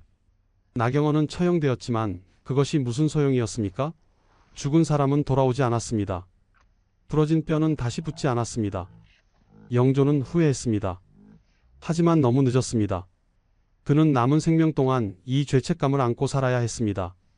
밤마다 꿈에서 궁녀들의 비명을 들었다고 합니다. 밤마다 정 씨 살려주십시오라는 외침을 들었다고 합니다. 시간이 흘렀습니다. 1796년 정조 20년 나경원 사건으로부터 30년이 지났습니다. 정조는 할아버지 영조의 기록을 검토하고 있었습니다. 조선 왕조실록을 펼쳐 1766년의 기록을 읽었습니다. 영조 42년 11월 3일 나경원이 사도세자의 역모를 고변하다. 궁녀 50명을 체포하여 신문하다. 영조 42년 12월 17일 신문 계속. 이씨 나인 고문중 사망. 영조 43년 2월 15일 나경원의 고변이 모두 거짓으로 밝혀지다. 나경원을 능지처참에 처하다. 정조는 깊은 한숨을 쉬었습니다. 이 사건은 너무 가혹했다. 정조는 할아버지를 존경했습니다. 하지만 이 사건만큼은 동의할 수 없었습니다. 무고한 사람들을 고문한 것, 그것은 잘못이었습니다. 정조는 결정을 내렸습니다. 억울하게 죽은 궁녀들을 복권하라. 그들의 명예를 회복시켜라. 그리고 유족들에게 보상하라. 1796년 3월 정조의 명령이 내려졌습니다. 고문 중 사망한 7명의 궁녀가 복권되었습니다. 그들의 이름이 다시 기록되었습니다. 이들은 무고했다. 이들은 아무 잘못도 하지 않았다. 유족들에게는 쌀과 돈이 지급되었습니다. 작은 보상이었지만 그래도 국가가 잘못을 인정한 것입니다. 정조는 또한 신문청 규정을 일부 완화했습니다. 고문은 최소화하라. 반드시 증거가 있을 때만 신문하라. 자백만으로 유죄를 판단하지 마라. 하지만 신문청 자체는 폐지되지 않았습니다. 궁녀 처벌 시스템은 계속되었습니다. 실제로 정조 시대에도 유사한 사건들이 있었습니다. 1800년 정조 24년 한 궁녀가 왕의 옷에 독을 넣으려 했다는 혐의로 고문당했습니다. 증거는 없었습니다. 단지 다른 궁녀의 고자질 때문이었습니다. 그 궁녀는 곤장 80대를 맞고 유배되었습니다. 나중에 무고함이 밝혀졌지만 이미 죽은 뒤였습니다. 순조, 헌종, 철종 시대에도 비슷한 일들이 반복되었습니다. 궁녀들은 여전히 신문청을 두려워했습니다. 여전히 작은 실수로 고문당했습니다. 여전히 무고하게 죽었습니다. 고종시대까지 이어졌습니다. 1895년 고종 32년 을미사변이 일어났을 때 명성황후가 시해되었습니다. 그때 궁녀 몇 명이 황후를 지키지 못했다는 이유로 처벌받았습니다. 그들도 신문청에서 고문당했습니다. 1910년 대한제국이 멸망했습니다. 국내부가 폐지되었습니다. 신문청도 폐지되었습니다. 건물은 철거되었습니다. 마지막 상궁들이 궁궐을 떠났습니다. 300년간 이어진 궁녀 제도가 끝났습니다. 하지만 한 사람이 기억하고 있었습니다. 최씨 상궁이었습니다. 그녀는 1751년에 태어나 15세에 궁궐에 들어왔습니다. 1766년 나경원 사건 당시 그녀는 15세 무술이었습니다. 다행히 국문 대상에는 포함되지 않았습니다. 하지만 그 공포를 생생히 기억했습니다. 최 씨는 70세까지 궁궐에서 살았습니다. 상궁이 되었습니다. 1821년 순조 21년 그녀는 말년에 후배 궁녀들에게 이야기했습니다. 내가 15세였을 때 끔찍한 일이 있었지. 50명의 궁녀가 한꺼번에 잡혀갔어. 신문청으로 끌려갔지. 매일 밤 비명소리가 들렸어. 정씨라는 나인이 있었는데 참 착한 아이였어. 열심히 일했지. 하지만 고문당해서 다리가 부러졌어. 8년 뒤에 죽었지. 왜 그런 일이 있었어요? 한 젊은 나인이 물었습니다. 한 사람의 거짓말 때문이었어. 나경원이라는 사람이 거짓으로 고변했지. 벼슬을 얻으려고. 그 거짓말이 50명을 죽음으로 몰아넣었어. 그 사람은 어떻게 됐어요? 능지처참 당했지. 하지만 그게 무슨 소용이야? 이미 7명이 죽었는데. 이미 23명이 불구가 됐는데. 최씨 상궁은 한숨을 쉬었습니다. 밤이면 아직도 그 비명소리가 들려. 55년이 지났는데도 살려주십시오라는 소리가. 정씨의 목소리가. 나는 평생 그 소리를 잊을 수 없을 거야. 최씨 상궁은 1826년 순조 26년 75세의 나이로 사망했습니다. 그녀의 마지막 말은 이것이었다고 합니다. 신문청. 그곳만은 다시는. 시간이 더 흘렀습니다. 2024년 현재 창경궁은 관광 명소가 되었습니다. 매일 수천 명의 사람들이 방문합니다. 아름다운 건물들을 봅니다. 예쁜 정원을 거닙니다. 사진을 찍습니다. 창경궁 후원 깊은 곳에는 대나무 숲이 있습니다. 사람들은 그곳을 가장 아름다운 장소라고 합니다. 인스타그램에 사진을 올립니다. 창경궁 대나무 숲 너무 예뻐요. 하지만 아무도 모릅니다. 250년 전 그곳에 신문청이 있었다는 것을, 그곳에서 매일 밤 비명소리가 들렸다는 것을, 50명의 무고한 여인들이 고문당했다는 것을, 7명이 죽었다는 것을. 대나무는 바람에 흔들립니다. 사각사각 소리를 냅니다. 어떤 사람들은 그 소리가 아름답다고 합니다. 하지만 어떤 사람들은 그 소리 속에서 다른 것을 듣습니다. 희미한 비명소리를, 살려주십시오 하는 외침을. 역사는 우리에게 무엇을 말하고 있을까요? 첫째, 권력은 약자를 향할 때 가장 잔인합니다. 영조는 신하들을 함부로 고문할 수 없었습니다. 대신들에게는 법적 절차가 있었습니다. 하지만 궁녀들에게는 아무런 보호도 없었습니다. 상소 한 장이면 충분했습니다. 의심만으로 고문할 수 있었습니다. 둘째, 의심은 증거 없이도 사람을 죽입니다. 나경원은 아무런 증거도 없었습니다. 그저 명단에 이름을 적었을 뿐입니다. 하지만 그것만으로 50명이 고문당했습니다. 영조의 의심, 그것이 50명을 지옥으로 몰아넣었습니다. 셋째, 시스템의 폭력은 개인의 폭력보다 무섭습니다. 의금부 도사는 개인적으로 궁녀들을 미워하지 않았을 것입니다. 형리들도 개인적 원한은 없었을 것입니다. 하지만 시스템이 그들에게 고문하라고 명령했습니다. 그래서 그들은 고문했습니다. 양심의 가책 없이. 넷째, 침묵은 공범입니다. 3,000명의 궁녀가 있었습니다.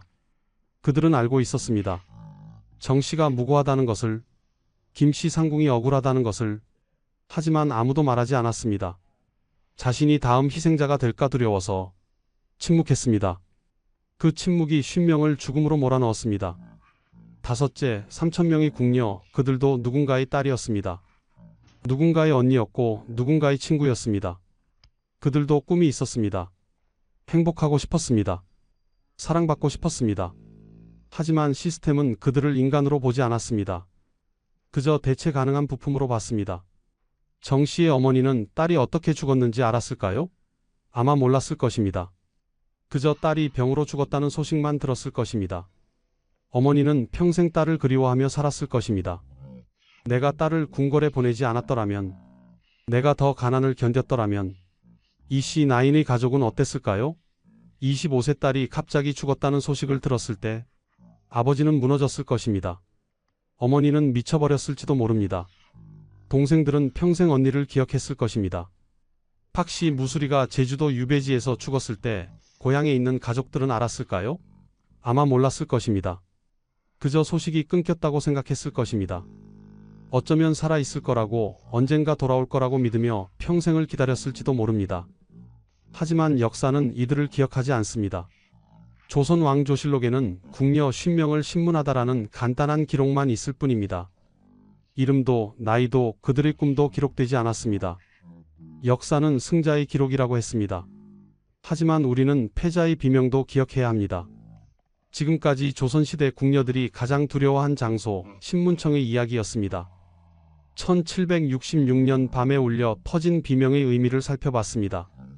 50명의 무고한 여인이 겪은 고통을 들여다봤습니다. 이 이야기가 여러분께 작은 깨달음이 되길 바랍니다. 권력은 언제나 감시받아야 한다는 것, 의심만으로 사람을 처벌해서는 안 된다는 것, 약자의 목소리에 귀 기울여야 한다는 것, 그리고 역사의 어두운 면도 기억해야 한다는 것을. 창경궁 대나무 숲은 여전히 아름답습니다. 하지만 그 아름다움 뒤에는 비극이 있습니다. 우리가 그것을 기억할 때 같은 비극이 반복되지 않을 것입니다. 구독과 좋아요는 이런 숨겨진 역사를 더 많은 분들께 알리는 데 큰 힘이 됩니다. 여러분의 관심이 역사를 살아있게 만듭니다. 다음에 또 만나요. 애기만이라도 잘 부탁하옵니다.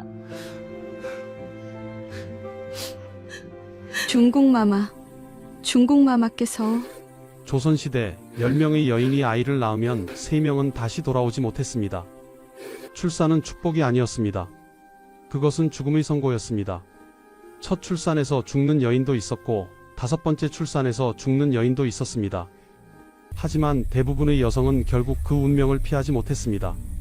왕비도 예외가 아니었습니다.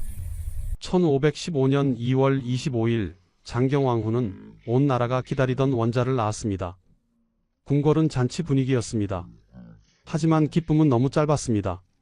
3월 2일 새벽 엿새 만에 그녀는 숨을 거두었습니다. 나이 25이었습니다. 최고의 의술을 가진 왕실에서도 막을 수 없었습니다. 당대 최고의 명의들이 모였지만 소용없었습니다. 귀한 약재를 아낌없이 썼지만 아무 효과가 없었습니다. 왕실도 이러했는데 일반 백성들은 어떠했을까요? 무엇이 이 여인들을 죽였을까요? 왜 조선의 어머니들은 출산을 그토록 두려워했을까요? 그리고 왜 아무도 막을 수 없었을까요? 궁금하시다면 영상 끝까지 봐주시기 바랍니다. 이야기 시작 전 구독과 좋아요 꾹 눌러주세요. 구독과 좋아요는 여러분의 관심이 역사를 기억하는 힘이 됩니다. 아기만이라도 살려주소서. 1515년 3월 2일 새벽 경복궁 별전에서 끊어질 듯한 신음소리가 울려 퍼졌습니다. 25살 젊은 왕비 장경왕후 윤씨가 침상에서 온몸을 비틀며 고통스러워하고 있었습니다. 그녀의 얼굴은 창백했고 이마에는 식은땀이 비 오듯 흘러내렸습니다. 중국마마, 정신을 차리소서. 의녀들이 다급하게 외쳤지만 왕비의 호흡은 점점 더 약해져만 갔습니다. 불과 엿새 전 그녀는 조선 왕실이 그토록 기다리던 원자를 출산했습니다. 중종 임금이 즉위한 지 10년 만에 얻은 귀한 아들이었습니다. 온 궁궐이 기뻐하며 잔치를 열었고 백성들과 함께 경사를 나눴습니다. 하지만 기쁨은 너무나 짧았습니다. 출산 후 이틀째부터 왕비의 몸에 열이 오르기 시작했습니다. 처음에는 가벼운 산후 증세라 생각했습니다. 하지만 시간이 갈수록 열은 점점 더 높아졌고 왕비는 정신이 흐려지기 시작했습니다. 내의원의 어이들이 총동원되었습니다. 최고의 약재가 올라갔고 침과 뜸을 놓았습니다. 하지만 소용이 없었습니다. 태반이 완전히 나오지 않은 것 같사옵니다. 의녀의 말에 어이들의 표정이 굳어졌습니다. 출산 후 배출되어야 할 태반의 일부가 자궁 안에 남아 있었던 것입니다. 거기서 번식한 병균이 왕비의 온몸으로 퍼져나갔습니다. 산욕열이었습니다. 항생제도, 소독약도 없던 시대의 산욕열은 사형선고나 다름없었습니다. 전하, 소첩은 원자를 부디. 중종이 왕비의 손을 꼭 잡았습니다. 하지만 그녀의 손은 이미 차갑게 식어가고 있었습니다.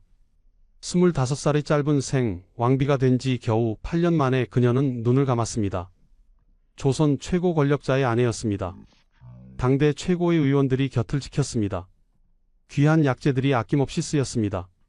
그러나 그 모든 것도 한 여인의 목숨을 구하지 못했습니다.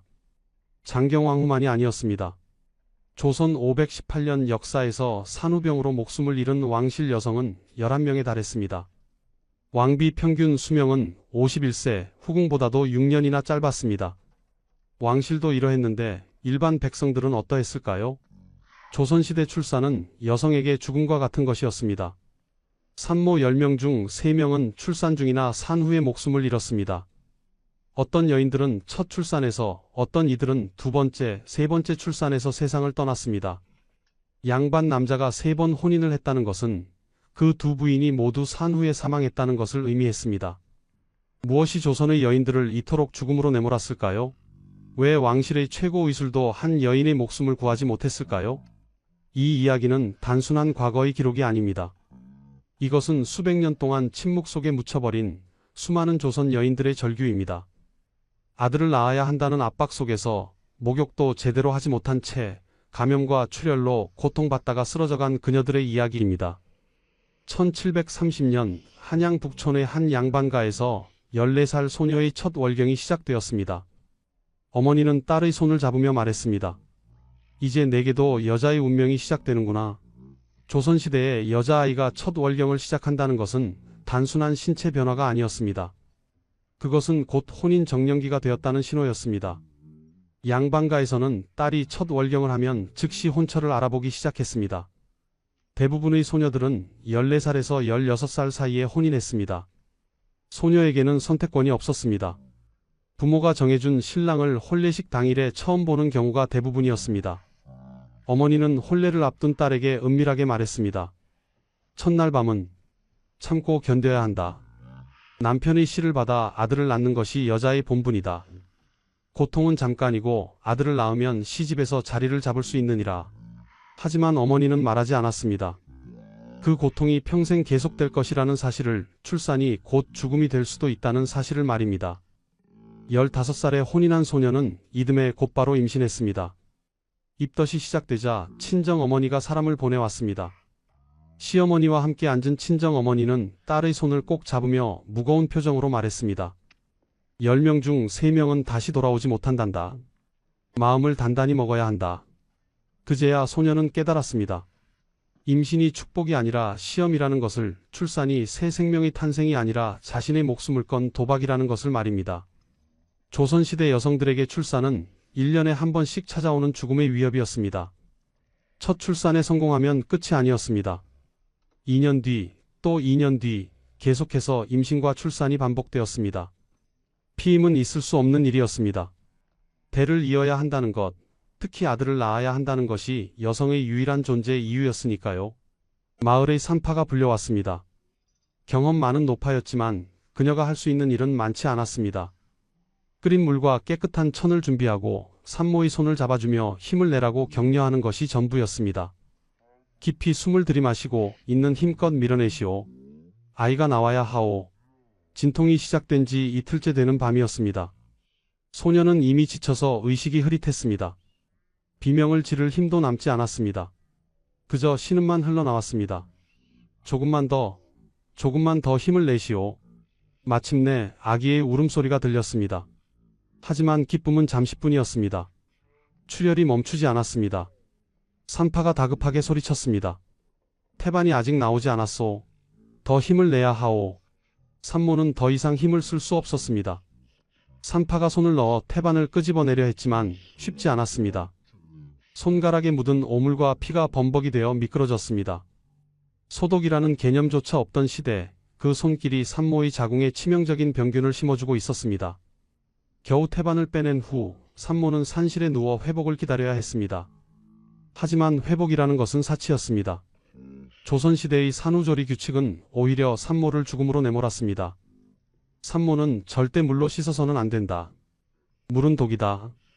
이것이 조선시대 산후조리의 철칙이었습니다. 출산 후 21일 동안 산모는 몸을 씻을 수 없었습니다. 목욕은 물론이고 얼굴조차 제대로 닦지 못했습니다. 미신이었습니다. 물이 산모의 몸에 해롭다는 미신 때문에 산모들은 출산으로 생긴 상처를 씻지 못한 채 누워 있어야 했습니다.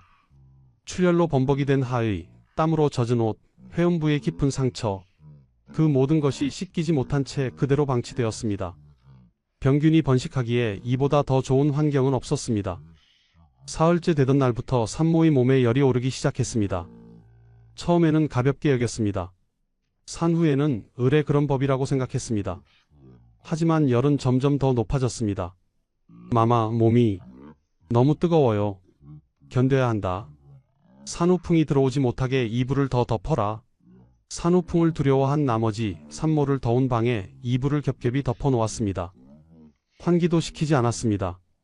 산모는 고열 속에서 땀을 흘리며 괴로워했습니다. 닷새째 산모는 헛소리를 하기 시작했습니다. 의식이 혼미해졌습니다. 회음부에서는 고름과 악취가 났습니다. 산파도 의원도 손을 쓸 수 없었습니다. 이것은 산후병이오. 이미 병이 깊이 들었소. 열흘 만에 산모는 세상을 떠났습니다. 20살도 되지 않은 나이에 아이 하나 낳고 죽은 것입니다. 갓 태어난 아기는 유모에게 맡겨졌고 남편은 다시 장가를 들 준비를 했습니다. 이것이 조선시대 여성들의 평범한 운명이었습니다. 1491년 파평 윤씨 가문에서 태어난 한 소녀가 있었습니다. 그녀의 이름은 윤씨, 훗날의 장경왕후였습니다. 명문가의 딸로 태어나 월산대군의 부인에게 양육된 그녀는 1505년 15살의 나이에 진성대군의 측실로 간택되었습니다. 이듬해 중종 반정이 일어났습니다. 진성대군이 왕위에 올라 중종이 되었고 측실이었던 윤씨는 내명부 종이 품수기에 봉해졌습니다. 1507년 첫 번째 왕비 단경왕후가 폐출되자 그녀는 중종의 계비로 책봉되었습니다. 17살에 조선의 왕비가 된 것입니다. 왕비가 되면 모든 것이 달라질 것이라 생각했을까요? 최고의 음식, 최고의 의원, 최고의 대우를 받을 것이라 기대했을까요? 하지만 현실은 달랐습니다. 궁궐에는 왕비도 어길 수 없는 규칙이 있었습니다. 그중 하나가 바로 물 금기였습니다. 궁궐에서는 물을 함부로 사용해서는 안 된다는 미신이 있었습니다. 특히 목욕은 엄격하게 제한되었습니다. 물이 궁궐에 해를 끼친다. 화재를 막고 왕실의 안녕을 지키려면 물 사용을 삼가야 한다. 이런 논리로 왕실 여성들은 한 달에 한 번도 제대로 목욕하지 못했습니다. 몸을 닦을 때는 물을 적신 수건으로 가볍게 문지르는 것이 전부였습니다. 머리를 감는 것도 몇 달에 한 번뿐이었습니다. 왕비와 후궁들은 악취를 가리기 위해 향주머니를 차고 다녔습니다. 옷은 자주 갈아입었지만 몸 자체는 깨끗하지 않았습니다. 피부에는 때가 켜켜이 쌓였고 머리카락에는 기름이 흥건했습니다. 이것은 왕실만의 문제가 아니었습니다. 조선 전체가 목욕을 거의 하지 않았습니다. 사대부 양반가에서도 한 달에 한두 번 목욕하는 것이 고작이었습니다. 일반 백성들은 더욱 심했습니다. 겨울에는 몇 달 동안 목욕을 하지 않기도 했습니다. 위생 개념이 없었던 것은 아닙니다. 깨끗한 것이 좋다는 것은 알고 있었습니다. 하지만 물을 데울 땔감이 부족했고 목욕시설이 없었으며 무엇보다 잘못된 미신이 사람들을 지배하고 있었습니다. 목욕을 자주 하면 기운이 빠진다. 물은 냉기를 불러온다. 산모가 물을 가까이 하면 산후풍이 든다. 이런 미신들이 진실처럼 받아들여졌습니다. 그 결과 조선 사람들의 몸에는 각종 기생충과 병균이 득실거렸습니다. 왕들도 예외가 아니었습니다. 조선 왕 27명 중 절반에 가까운 12명이 종기로 고생했습니다. 종기는 피부가 더러워서 생기는 화농성 염증입니다. 목욕을 제대로 하지 않으니 피부에 병균이 번식했고 그것이 종기가 되어 왕들을 괴롭혔습니다. 문종은 등에 난 종기 때문에 극심한 고통을 겪었습니다. 길이가 30cm나 되는 거대한 종기였습니다. 정조는 종기로 인해 피고름이 몇 대나 흘러나왔다고 기록되어 있습니다. 소독약도 항생제도 없던 시대에 큰 종기는 생명을 위협하는 무서운 질병이었습니다. 왕도 이러했는데 왕비는 어떠했을까요? 장경왕후는 왕비가 된 후 4번 임신했습니다. 1511년 20살에 첫 딸 효혜공주를 낳았습니다. 다행히 첫 출산은 무사했습니다. 하지만 그 후로도 임신과 출산은 계속되었습니다. 중종에게는 아들이 없었습니다. 원자를 낳아야 한다는 압박이 왕비를 짓눌렀습니다. 매번 밤마다 왕은 왕비를 찾았고 왕비는 임신했습니다. 하지만 유산과 사산이 반복되었습니다.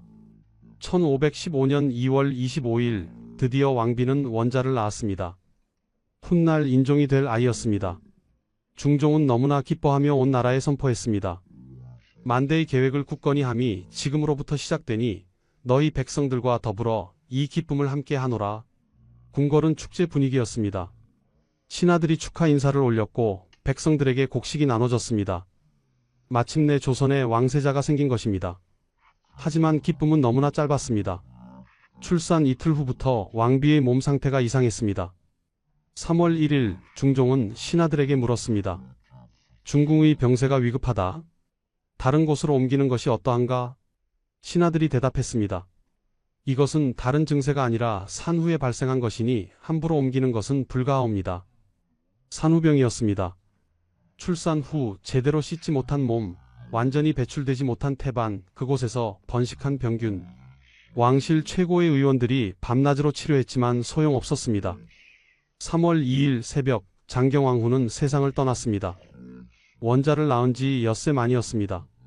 나이 25이었습니다. 조선 왕조실록은 이렇게 기록했습니다. 왕비 윤씨가 승하하니 나이 25세였다. 원자를 낳은 후 산후병으로 인한 것이었다. 단 한 줄의 기록. 그것이 한 여인의 삶과 죽음의 전부였습니다.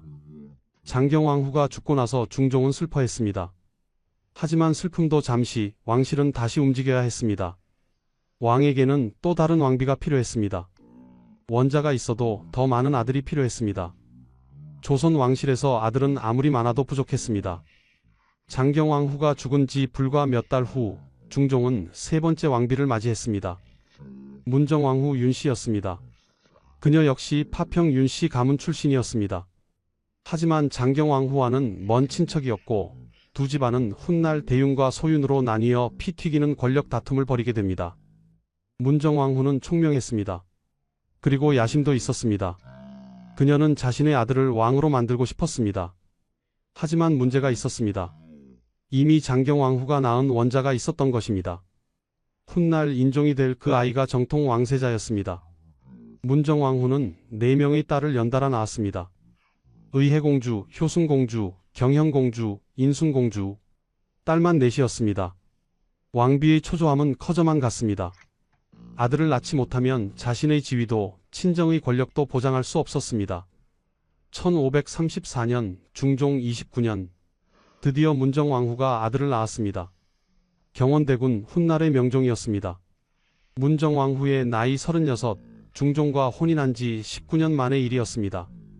하지만 조선 여성들에게 아들을 낳는 것은 축복만은 아니었습니다. 그것은 또 다른 고통의 시작이었습니다. 조선시대 여성의 평균 출산 횟수는 56명이었습니다. 하지만 실제로는 더 많은 임신을 했습니다. 유산, 사산, 영아 사망이 워낙 많았기 때문입니다. 어떤 여성은 10번 넘게 임신하고 그중 절반만 살아남았습니다. 문제는 출산 간격이었습니다. 현대의학에서는 출산 후 최소 2년은 몸을 회복해야 한다고 권장합니다. 하지만 조선시대에는 그런 여유가 없었습니다. 첫 출산 후 1년 반에서 2년이면 다시 임신했습니다. 몸이 제대로 회복되기도 전에 또 다른 아이를 임신하는 것입니다. 반복되는 임신과 출산은 여성의 몸을 망가뜨렸습니다. 자궁은 약해졌고 골반은 틀어졌으며 빈혈은 만성이 되었습니다. 30살만 되어도 이미 노파처럼 보였습니다. 이가 빠지고 허리가 굽고 살갗은 푸석푸석해졌습니다. 양반가 남성들이 3번, 4번 혼인하는 경우가 많았던 이유가 바로 이것입니다. 부인이 출산으로 죽었기 때문입니다. 18세기 학자 노상추는 두 부인을 모두 산후조리 중에 잃었습니다. 결국 그는 3번째 혼인을 했습니다. 또 다른 학자 권상일도 3번 혼인했습니다. 첫 번째 부인은 출산 후 발열과 구토로 죽었습니다. 두 번째 부인은 출산 2년 후 복부의 덩어리가 만져지더니 결국 사망했습니다. 의학자들은 이것이 출산 시 배출되지 못한 혈괴가 남아있다가 문제가 된 것으로 추정합니다. 왕실은 어땠을까요? 왕실 여성 97명의 사망 원인을 분석한 연구에 따르면 11명이 상고나 산후병으로 목숨을 잃었습니다. 이것은 공식 기록에 남은 숫자일 뿐입니다. 실제로는 더 많았을 것입니다. 왕비의 평균 수명은 51세, 후궁은 57세였습니다. 역설적이게도 왕비가 후궁보다 일찍 죽었습니다. 이유가 무엇일까요? 스트레스였습니다. 왕비는 반드시 아들을 낳아야 한다는 압박이 있었습니다. 왕실의 정통성은 적자에게 있었습니다. 왕비가 아들을 낳지 못하면 후궁이 낳은 서자가 왕위를 이을 수밖에 없었습니다. 그것은 왕비 가문의 권력 상실을 의미했습니다. 그래서 왕비들은 계속 임신했습니다. 몸이 약해도 나이가 들어도 임신과 출산을 반복했습니다. 그 결과 왕비들은 후궁보다 더 일찍 죽었습니다. 후궁들은 상황이 조금 나았습니다. 아들을 낳으면 좋지만 낳지 못해도 큰 문제는 없었습니다. 이미 왕비가 있었고 다른 후궁들도 있었으니까요. 상대적으로 압박이 덜했고 그래서 더 오래 살았습니다. 하지만 후궁이든 왕비든 출산은 여전히 죽음과 같은 것이었습니다. 조선시대에는 피임이 거의 불가능했습니다. 공식적으로 피임은 금지되어 있었습니다. 특히 양반가에서 피임은 상상도 할 수 없는 일이었습니다. 대를 이어야 한다는 것, 자손을 번창시켜야 한다는 것이 가장 중요한 가치였으니까요. 그럼에도 불구하고 여성들은 은밀하게 피임을 시도했습니다. 살아남기 위해서였습니다. 민간에서는 온갖 피임법이 전해졌습니다. 대부분은 효과도 없었지만 어떤 것은 여성의 목숨을 위협하기도 했습니다. 수은을 종이에 발라질 안에 넣는 방법이 있었습니다. 수은의 독성으로 정자를 죽인다는 논리였습니다. 실제로 약간의 피임 효과는 있었을지 모릅니다. 하지만 수은은 맹독입니다. 장기간 사용하면 여성의 몸도 망가졌습니다. 납이나 비소가 든 약을 먹는 방법도 있었습니다. 이건 역시 맹독이었습니다. 피임이 되기도 전에 여성이 중독으로 쓰러졌습니다. 기생들 사이에서는 상대적으로 안전한 피임법이 전해졌습니다. 그녀들은 대를 이을 필요가 없었습니다. 오히려 임신하지 않는 것이 중요했습니다. 그래서 기생들은 피임 지식이 풍부했습니다. 양반 부인들이 몰래 기생을 찾아가 피임법을 물었다는 기록도 있습니다. 죽음의 공포가 신분의 벽을 넘게 만든 것입니다. 하지만 대부분의 피임 시도는 실패했습니다. 그리고 여성들은 다시 임신했고 다시 출산의 고통을 겪어야 했습니다. 피임이 실패하면 여성들에게 남은 선택지는 하나뿐이었습니다. 낙태였습니다. 하지만 조선시대의 낙태는 엄격하게 금지되어 있었습니다. 경국대전에는 낙태를 살인으로 규정했습니다. 태아도 사람이니 태아를 죽이는 것은 살인이라는 논리였습니다. 낙태를 하거나 도운 사람은 모두 처벌받았습니다. 그럼에도 불구하고 낙태는 은밀하게 이루어졌습니다. 특히 양반가에서 문제가 되는 임신의 경우 낙태는 불가피한 선택이었습니다. 혼전 임신, 간통으로 인한 임신 또는 연이은 출산으로 더 이상 견딜 수 없는 경우 등이었습니다. 낙태 방법은 잔인했고 위험했습니다. 가장 흔한 방법은 강한 약초를 먹는 것이었습니다. 동의보감에는 여러 가지 약초가 기록되어 있습니다. 홍화, 익모초, 청궁, 당귀 등이었습니다. 이 약초들을 진하게 달여서 며칠 동안 먹으면 유산이 될 수 있었습니다. 하지만 문제가 있었습니다. 약효가 약하면 태아가 죽지 않고 기형이 되었습니다. 약효가 너무 강하면 산모도 함께 죽었습니다. 적정량을 맞추는 것이 불가능했습니다. 결국 낙태 시도는 도박이었습니다. 또 다른 방법은 물리적 충격을 가하는 것이었습니다. 배를 세게 때리거나 높은 곳에서 뛰어내리거나 무거운 것을 들어 올리는 등의 방법이었습니다. 이건 역시 산모에게 치명적이었습니다. 자궁이 파열되거나 대량 출혈이 일어났습니다. 침으로 자궁을 찌르는 방법도 있었습니다. 이것은 전문적인 지식이 필요했습니다. 잘못하면 산모가 즉사했습니다. 그래서 이 방법은 주로 경험 많은 산파나 의녀가 몰래 시술했습니다. 하지만 가장 큰 문제는 낙태 후였습니다. 낙태 후 여성의 몸에는 심각한 합병증이 생겼습니다. 출혈이 멈추지 않았습니다. 감염이 일어났습니다. 자궁이 손상되어 평생 불임이 되기도 했습니다. 무엇보다 낙태는 비밀이었습니다. 공개적으로 치료받을 수 없었습니다. 낙태 후 출혈이나 감염으로 고통받아도 의원을 부를 수 없었습니다. 들키면 처벌받기 때문이었습니다. 그래서 많은 여성들이 낙태 후 홀로 고통받다가 죽었습니다. 조선 왕조실록을 보면 낙태 관련 기록이 종종 나옵니다. 대부분은 궁녀나 기생의 낙태 사건이었습니다. 양반가의 낙태는 더욱 은밀하게 이루어졌기에 기록에 남지 않았습니다. 1427년 세종 9년의 기록입니다. 한 의녀가 약을 써서 궁녀의 낙태를 도왔다가 발각되었습니다. 의녀는 곤장을 맞고 유배를 갔습니다. 궁녀는 관계한 남자와 함께 처벌받았습니다. 1613년 광해군 5년의 기록입니다. 궁녀 한 명이 임신한 사실을 숨기고 있다가 발각되었습니다. 그녀는 낙태 시도를 했지만 실패했고 결국 아이를 낳았습니다. 아이는 즉시 죽임을 당했고 궁녀는 극형에 처해졌습니다. 이런 기록들이 전하는 메시지는 명확했습니다. 낙태는 절대 용납할 수 없는 죄악이라는 것입니다. 하지만 그 이면에는 수많은 여성들의 절규가 숨어 있었습니다. 낙태를 선택한 여성들은 죄인이 아니었습니다. 그녀들은 생존자였습니다. 한 번 더 출산하면 죽을 수도 있다는 공포, 이미 너무 많은 아이를 낳아 더 이상 감당할 수 없다는 절망, 그런 상황에서 내린 필사적인 선택이었습니다. 하지만 조선 사회는 그녀들에게 선택권을 주지 않았습니다. 여성의 몸은 여성의 것이 아니었습니다.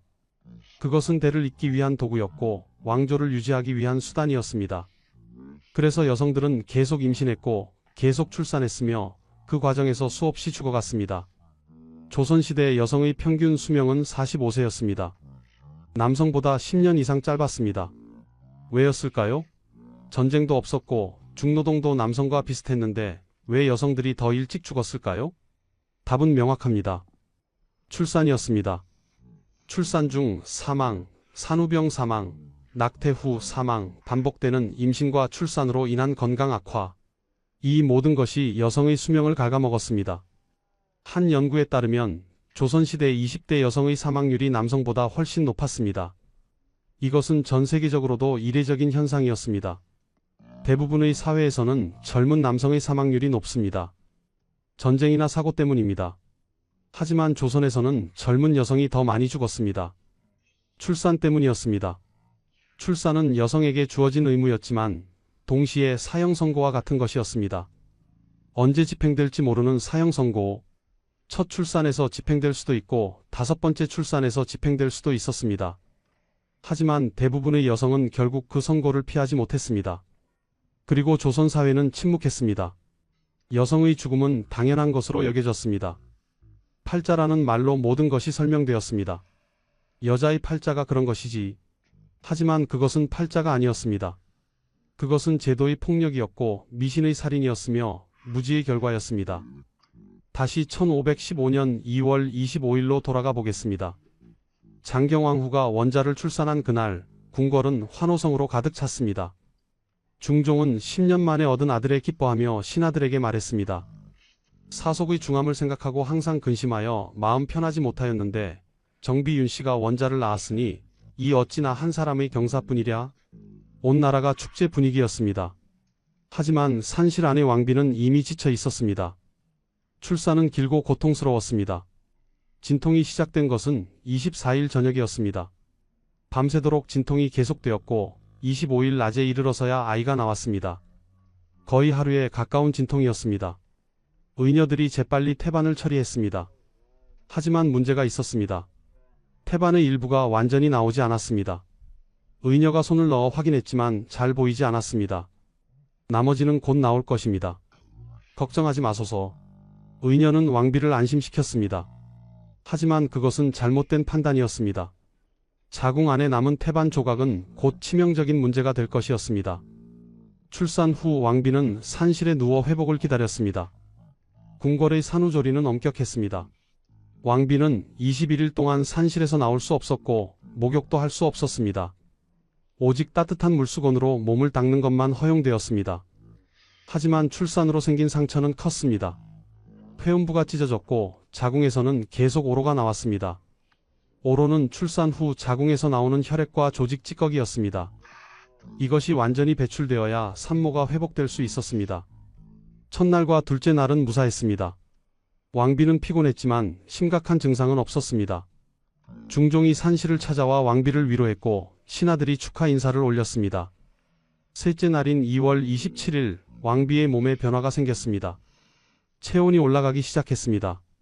처음에는 가볍게 여겼습니다. 산후에는 을의 미열이 있을 수 있었으니까요. 하지만 넷째 날 열은 더 높아졌습니다. 왕비는 몸이 뜨겁고 머리가 아프다고 호소했습니다. 내의원의 어이들이 급히 불려왔습니다. 진맥을 하고 약을 처방했습니다. 산후 기운이 허약하여 열이 나는 것이 옵니다. 보약을 드시면 나으실 것입니다. 어이들은 인삼과 녹용이 들어간 보약을 올렸습니다. 하지만 효과가 없었습니다. 왕비의 열은 계속 올랐고 의식이 흐려지기 시작했습니다. 다섯째 날인 2월 29일 상황은 더욱 악화되었습니다. 왕비는 헛소리를 하기 시작했습니다. 복부에 극심한 통증이 있었고 악취가 나는 분비물이 나왔습니다. 어이들은 그제야 심각성을 깨달았습니다. 이것은 산후병이 옵니다. 산후병, 즉 산욕열이었습니다. 자궁 안에 남은 태반 조각에서 병균이 번식한 것입니다. 그 병균이 혈액을 타고 온몸으로 퍼졌습니다. 폐혈증이었습니다. 어이들이 총동원되었습니다. 최고의 명의들이 모였고 온갖 약재가 동원되었습니다. 침을 놓고 뜸을 뜨고 약탕을 올렸습니다. 하지만 모두 소용없었습니다. 항생제가 없던 시대에 폐혈증은 치료할 방법이 없었습니다. 병균은 왕비의 간과 신장, 폐를 공격했습니다. 왕비의 몸은 점점 더 뜨거워졌고 호흡은 가빠졌으며 의식은 희미해졌습니다. 3월 1일 중종은 신하들에게 물었습니다. 중궁의 병세가 위급하여 궁 밖으로 피병하려 하는데 이어함이 어떠한가? 당시에는 병이 심하면 다른 곳으로 옮기는 것이 치료법 중 하나였습니다.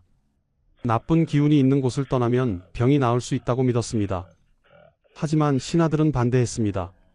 이것은 다른 증세가 아니라 산후에 발생한 것이니 함부로 옮기는 것은 불가하옵니다. 산후병은 옮긴다고 해서 나을 수 있는 것이 아니었습니다. 오히려 이동 중에 산모가 죽을 수도 있었습니다. 그날 밤 왕비의 상태는 급격히 악화되었습니다. 호흡이 가빠지고 맥박이 약해졌습니다. 중종은 밤새 왕비 곁을 지켰습니다. 3월 2일 새벽 동이 트기 직전이었습니다. 아기만이라도 잘 부탁하옵니다. 장경왕 후의 마지막 말이었습니다. 그녀는 원자의 얼굴을 한번 보고 싶어 했습니다. 하지만 그것조차 허락되지 않았습니다.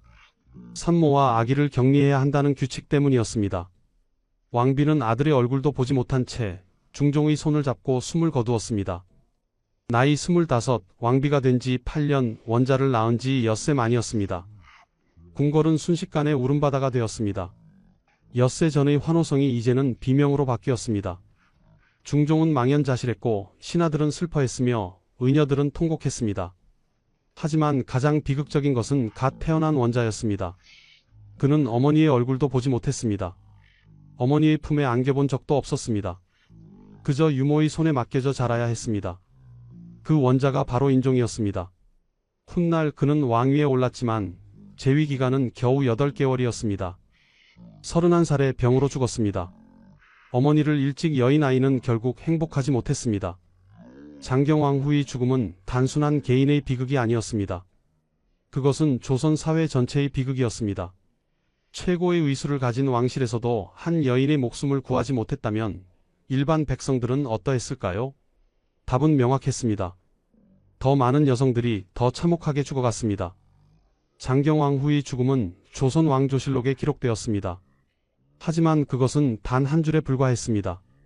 왕비 윤씨가 승하하니 나이 25세였다. 원자를 낳은 후 산후병으로 인한 것이었다. 그나마 왕비였기에 이 한 줄이라도 남았습니다. 하지만 수많은 일반 여성들의 죽음은 어떠한 기록도 남기지 못했습니다. 그녀들의 이름은 역사에서 지워졌습니다. 조선 518년 동안 얼마나 많은 여성이 출산으로 목숨을 잃었을까요? 정확한 통계는 없습니다. 하지만 추정할 수는 있습니다. 조선의 인구는 시대에 따라 달랐지만 평균 1000만 명 정도였습니다. 그중 절반이 여성이니 500만 명입니다. 가임기 여성은 전체 여성의 약 40%이니 200만 명입니다. 이 여성들이 평균 5번 출산한다면 한 해에 발생하는 출산은 약 50만 건입니다. 그중 30%가 산모 사망이나 심각한 합병증으로 이어진다면 한 해에 15만 명의 여성이 출산으로 고통받았습니다. 518년 동안 계산하면 약 7,700만 명입니다. 물론 이것은 대략적인 추정치입니다. 하지만 분명한 것은 수천만 명의 여성이 출산으로 인해 목숨을 잃거나 평생 고통받았다는 사실입니다. 그녀들의 이름은 남아있지 않습니다. 기록되지 않았습니다. 그저 누구의 아내, 누구의 어머니로만 불렸을 뿐입니다.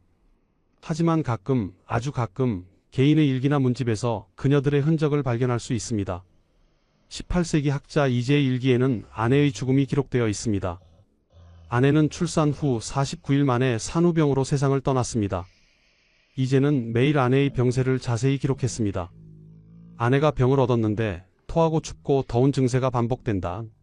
민망하여 말을 할 수가 없다. 병세가 점점 심해져 심신불안증을 보이고 황당한 말을 한다. 때때로 큰 소리로 운다. 거동을 못하고 먹지도 못한다. 친정으로 가마를 보냈다. 친정으로 간 지 며칠 되지 않아 아내가 죽었다는 소식을 들었다. 이재의 슬픔이 행간에서 느껴집니다. 하지만 그는 곧 재혼했습니다. 재혼하지 않을 수 없었습니다. 집안을 돌볼 사람이 필요했고 아이들을 돌볼 어머니가 필요했으니까요. 두 번째 아내도 출산 후 사망했습니다. 이제는 세 번째 혼인을 했습니다. 세 번째 아내는 다행히 살아남았습니다. 이제만이 아니었습니다. 수많은 남성들이 비슷한 경험을 했습니다. 아내를 출산으로 잃고 재혼하고 다시 아내를 잃는 악순환이 반복되었습니다. 왕실도 예외가 아니었습니다. 장경왕후 외에도 많은 왕실 여성이 산후병으로 목숨을 잃었습니다. 문종의 첫 번째 왕비 현덕왕후는 단종을 낳고 산후병으로 죽었습니다. 나이 25이었습니다. 단종은 어머니 없이 자랐고 결국 비극적인 운명을 맞이했습니다.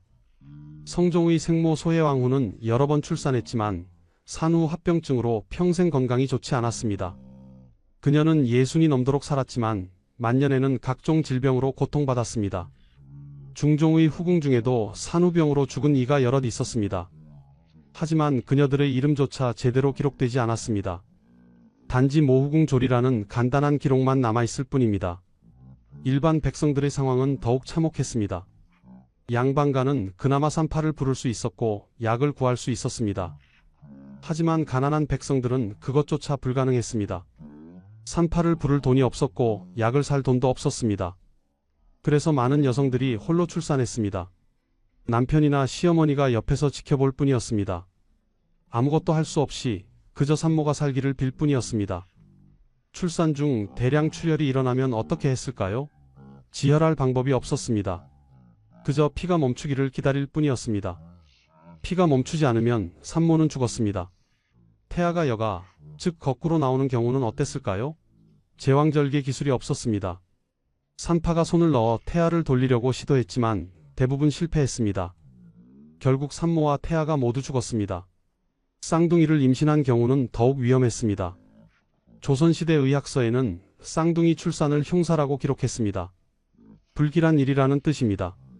실제로 쌍둥이를 임신하면 산모의 사망률이 급격히 높아졌습니다. 어떤 지역에서는 쌍둥이가 태어나면 하나를 죽이는 풍습까지 있었습니다. 두 아이를 모두 키울 수 없었고 산모도 더 이상 견딜 수 없었기 때문입니다. 참혹한 선택이었지만 생존을 위한 불가피한 선택이었습니다. 조선시대 전체를 통틀어 수천만 명의 여성이 출산으로 고통받았습니다. 그중 수백만 명이 목숨을 잃었습니다. 하지만 그녀들의 이름은 역사에 남지 않았습니다. 역사책은 왕의 업적을 기록했습니다. 전쟁의 승패를 기록했습니다. 정치적 사건을 기록했습니다. 하지만 여성의 고통은 기록하지 않았습니다. 출산의 비극은 기록하지 않았습니다. 그것은 당연한 일로 여겨졌기 때문입니다.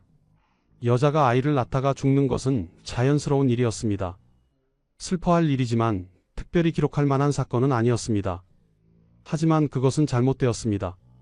수천만 명의 여성이 목숨을 잃었다면 그것은 단순한 개인의 불행이 아닙니다. 그것은 사회 시스템의 문제이고 문화의 문제이며 무지의 문제입니다. 조선 사회는 여성을 보호하지 않았습니다. 여성의 건강을 중요하게 여기지 않았습니다. 여성은 오직 아이를 낳기 위한 도구로 여겨졌습니다. 그리고 그 대가는 수천만 명의 목숨이었습니다. 1945년 한 역사학자가 고문헌을 연구하던 중 놀라운 사실을 발견했습니다. 조선 왕조실록의 산후 사망 기록을 통계적으로 분석한 결과 왕실 여성의 출산 사망률이 32%에 달했습니다. 10명 중 3명이 출산으로 목숨을 잃었다는 뜻입니다. 현대의학의 기준으로 보면 끔찍한 숫자였습니다.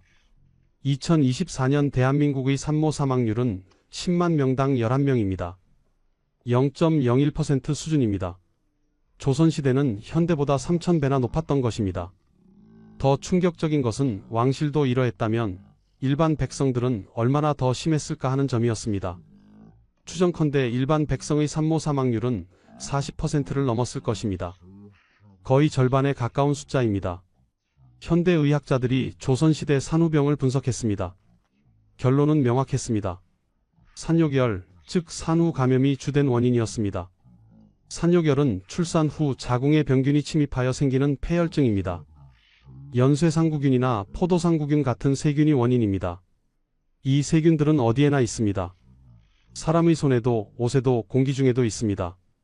문제는 출산 과정이었습니다. 출산하면 자궁에 큰 상처가 생깁니다.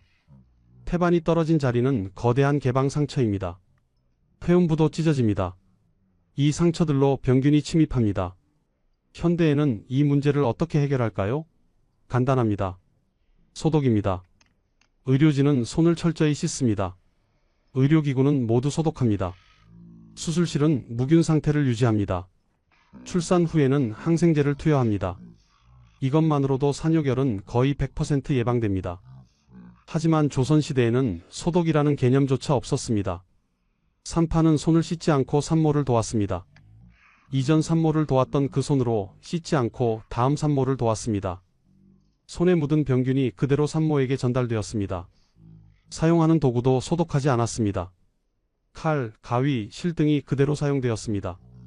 이전에 사용했던 도구를 물로 헹구는 것이 전부였습니다. 산실의 환경도 문제였습니다. 환기가 되지 않았습니다. 산후풍을 막는다는 이유로 문과 창문을 꽁꽁 닫아 놓았습니다. 공기가 순환되지 않으니 병균이 번식하기 좋았습니다. 무엇보다 가장 큰 문제는 산모가 씻지 못한다는 것이었습니다. 물은 독이다. 산모는 절대 씻어서는 안 된다. 이 미신이 수많은 여성을 죽였습니다. 출산으로 생긴 상처는 피와 양수로 범벅이 되어 있습니다. 이것을 씻지 않으면 어떻게 될까요? 병균의 천국이 됩니다. 현대의학에서는 산후 위생을 가장 중요하게 여깁니다. 회음부를 깨끗이 씻고 자주 패드를 교체하고 깨끗한 옷을 입습니다. 이것만으로도 감염률이 급격히 떨어집니다. 하지만 조선시대 산모는 21일 동안 씻지 못했습니다. 회음부의 상처는 그대로 방치되었습니다. 오로악노가 계속 나왔지만 제대로 닦지도 못했습니다. 그 결과 상처는 골맞고 병균은 번식했으며 산모는 죽어갔습니다. 역사학자들은 한 가지 흥미로운 사실을 발견했습니다. 조선 후기로 갈수록 산모 사망률이 조금씩 낮아졌다는 것입니다. 왜였을까요? 청나라와의 교류가 증가하면서 새로운 의학 지식이 들어왔습니다. 특히 동의보감이 편찬되면서 산후조리에 대한 체계적인 지식이 보급되었습니다. 동의보감에는 이런 내용이 있습니다. 산후에는 깨끗한 물로 자주 씻어야 한다. 더러운 것이 남아있으면 병이 생긴다. 이것은 당시로서는 혁명적인 주장이었습니다. 미신을 정면으로 반박한 것이니까요. 물론 여전히 많은 사람들이 미신을 믿었지만 적어도 일부 지식인들은 위생의 중요성을 깨닫기 시작했습니다. 어떤 의녀들은 물레 산모에게 씻을 것을 권했습니다. 기록에 남지는 않았지만 경험 많은 의녀들은 알고 있었습니다. 씻은 산모가 살아남는다는 것을 말입니다. 한 의녀의 일기가 발견되었습니다. 19세기 중반의 기록이었습니다. 오늘 도운 산모는 무사히 출산했다. 나는 몰래 깨끗한 물로 산모의 상처를 씻어주었다. 시어머니가 보지 못하게 조심했다. 이렇게 하면 산모가 열병에 걸리지 않는다는 것을 나는 안다. 하지만 다른 사람들은 믿지 않는다. 이 의녀가 도운 산모 10명 중 9명이 살아남았다고 합니다. 당시로서는 놀라운 성과였습니다. 하지만 이런 지식은 널리 퍼지지 못했습니다. 여전히 미신이 더 강했고 대부분의 사람들은 전통적인 방법을 고수했습니다. 1876년 강화도 조약 이후 서양 의학이 본격적으로 들어왔습니다. 선교사 의사들이 조선에 와서 병원을 세웠고 산부인과 개념을 소개했습니다. 그들이 가장 먼저 강조한 것이 바로 위생이었습니다. 손을 씻고 도구를 소독하고 산모를 씻기는 것. 이 간단한 방법만으로도 산모 사망률이 급격히 떨어졌습니다. 하지만 변화는 느렸습니다. 1910년대까지도 시골 지역에서는 여전히 전통적인 방법으로 출산했고 많은 여성들이 목숨을 잃었습니다. 진정한 변화는 1945년 해방 이후에 왔습니다. 병원 출산이 보편화되고 산모 건강이 국가적 관심사가 되었습니다. 1960년대에는 산모 사망률이 10% 이하로 떨어졌고 1980년대에는 1% 이하가 되었습니다. 그리고 2024년 현재 대한민국의 산모 사망률은 세계에서 가장 낮은 수준입니다.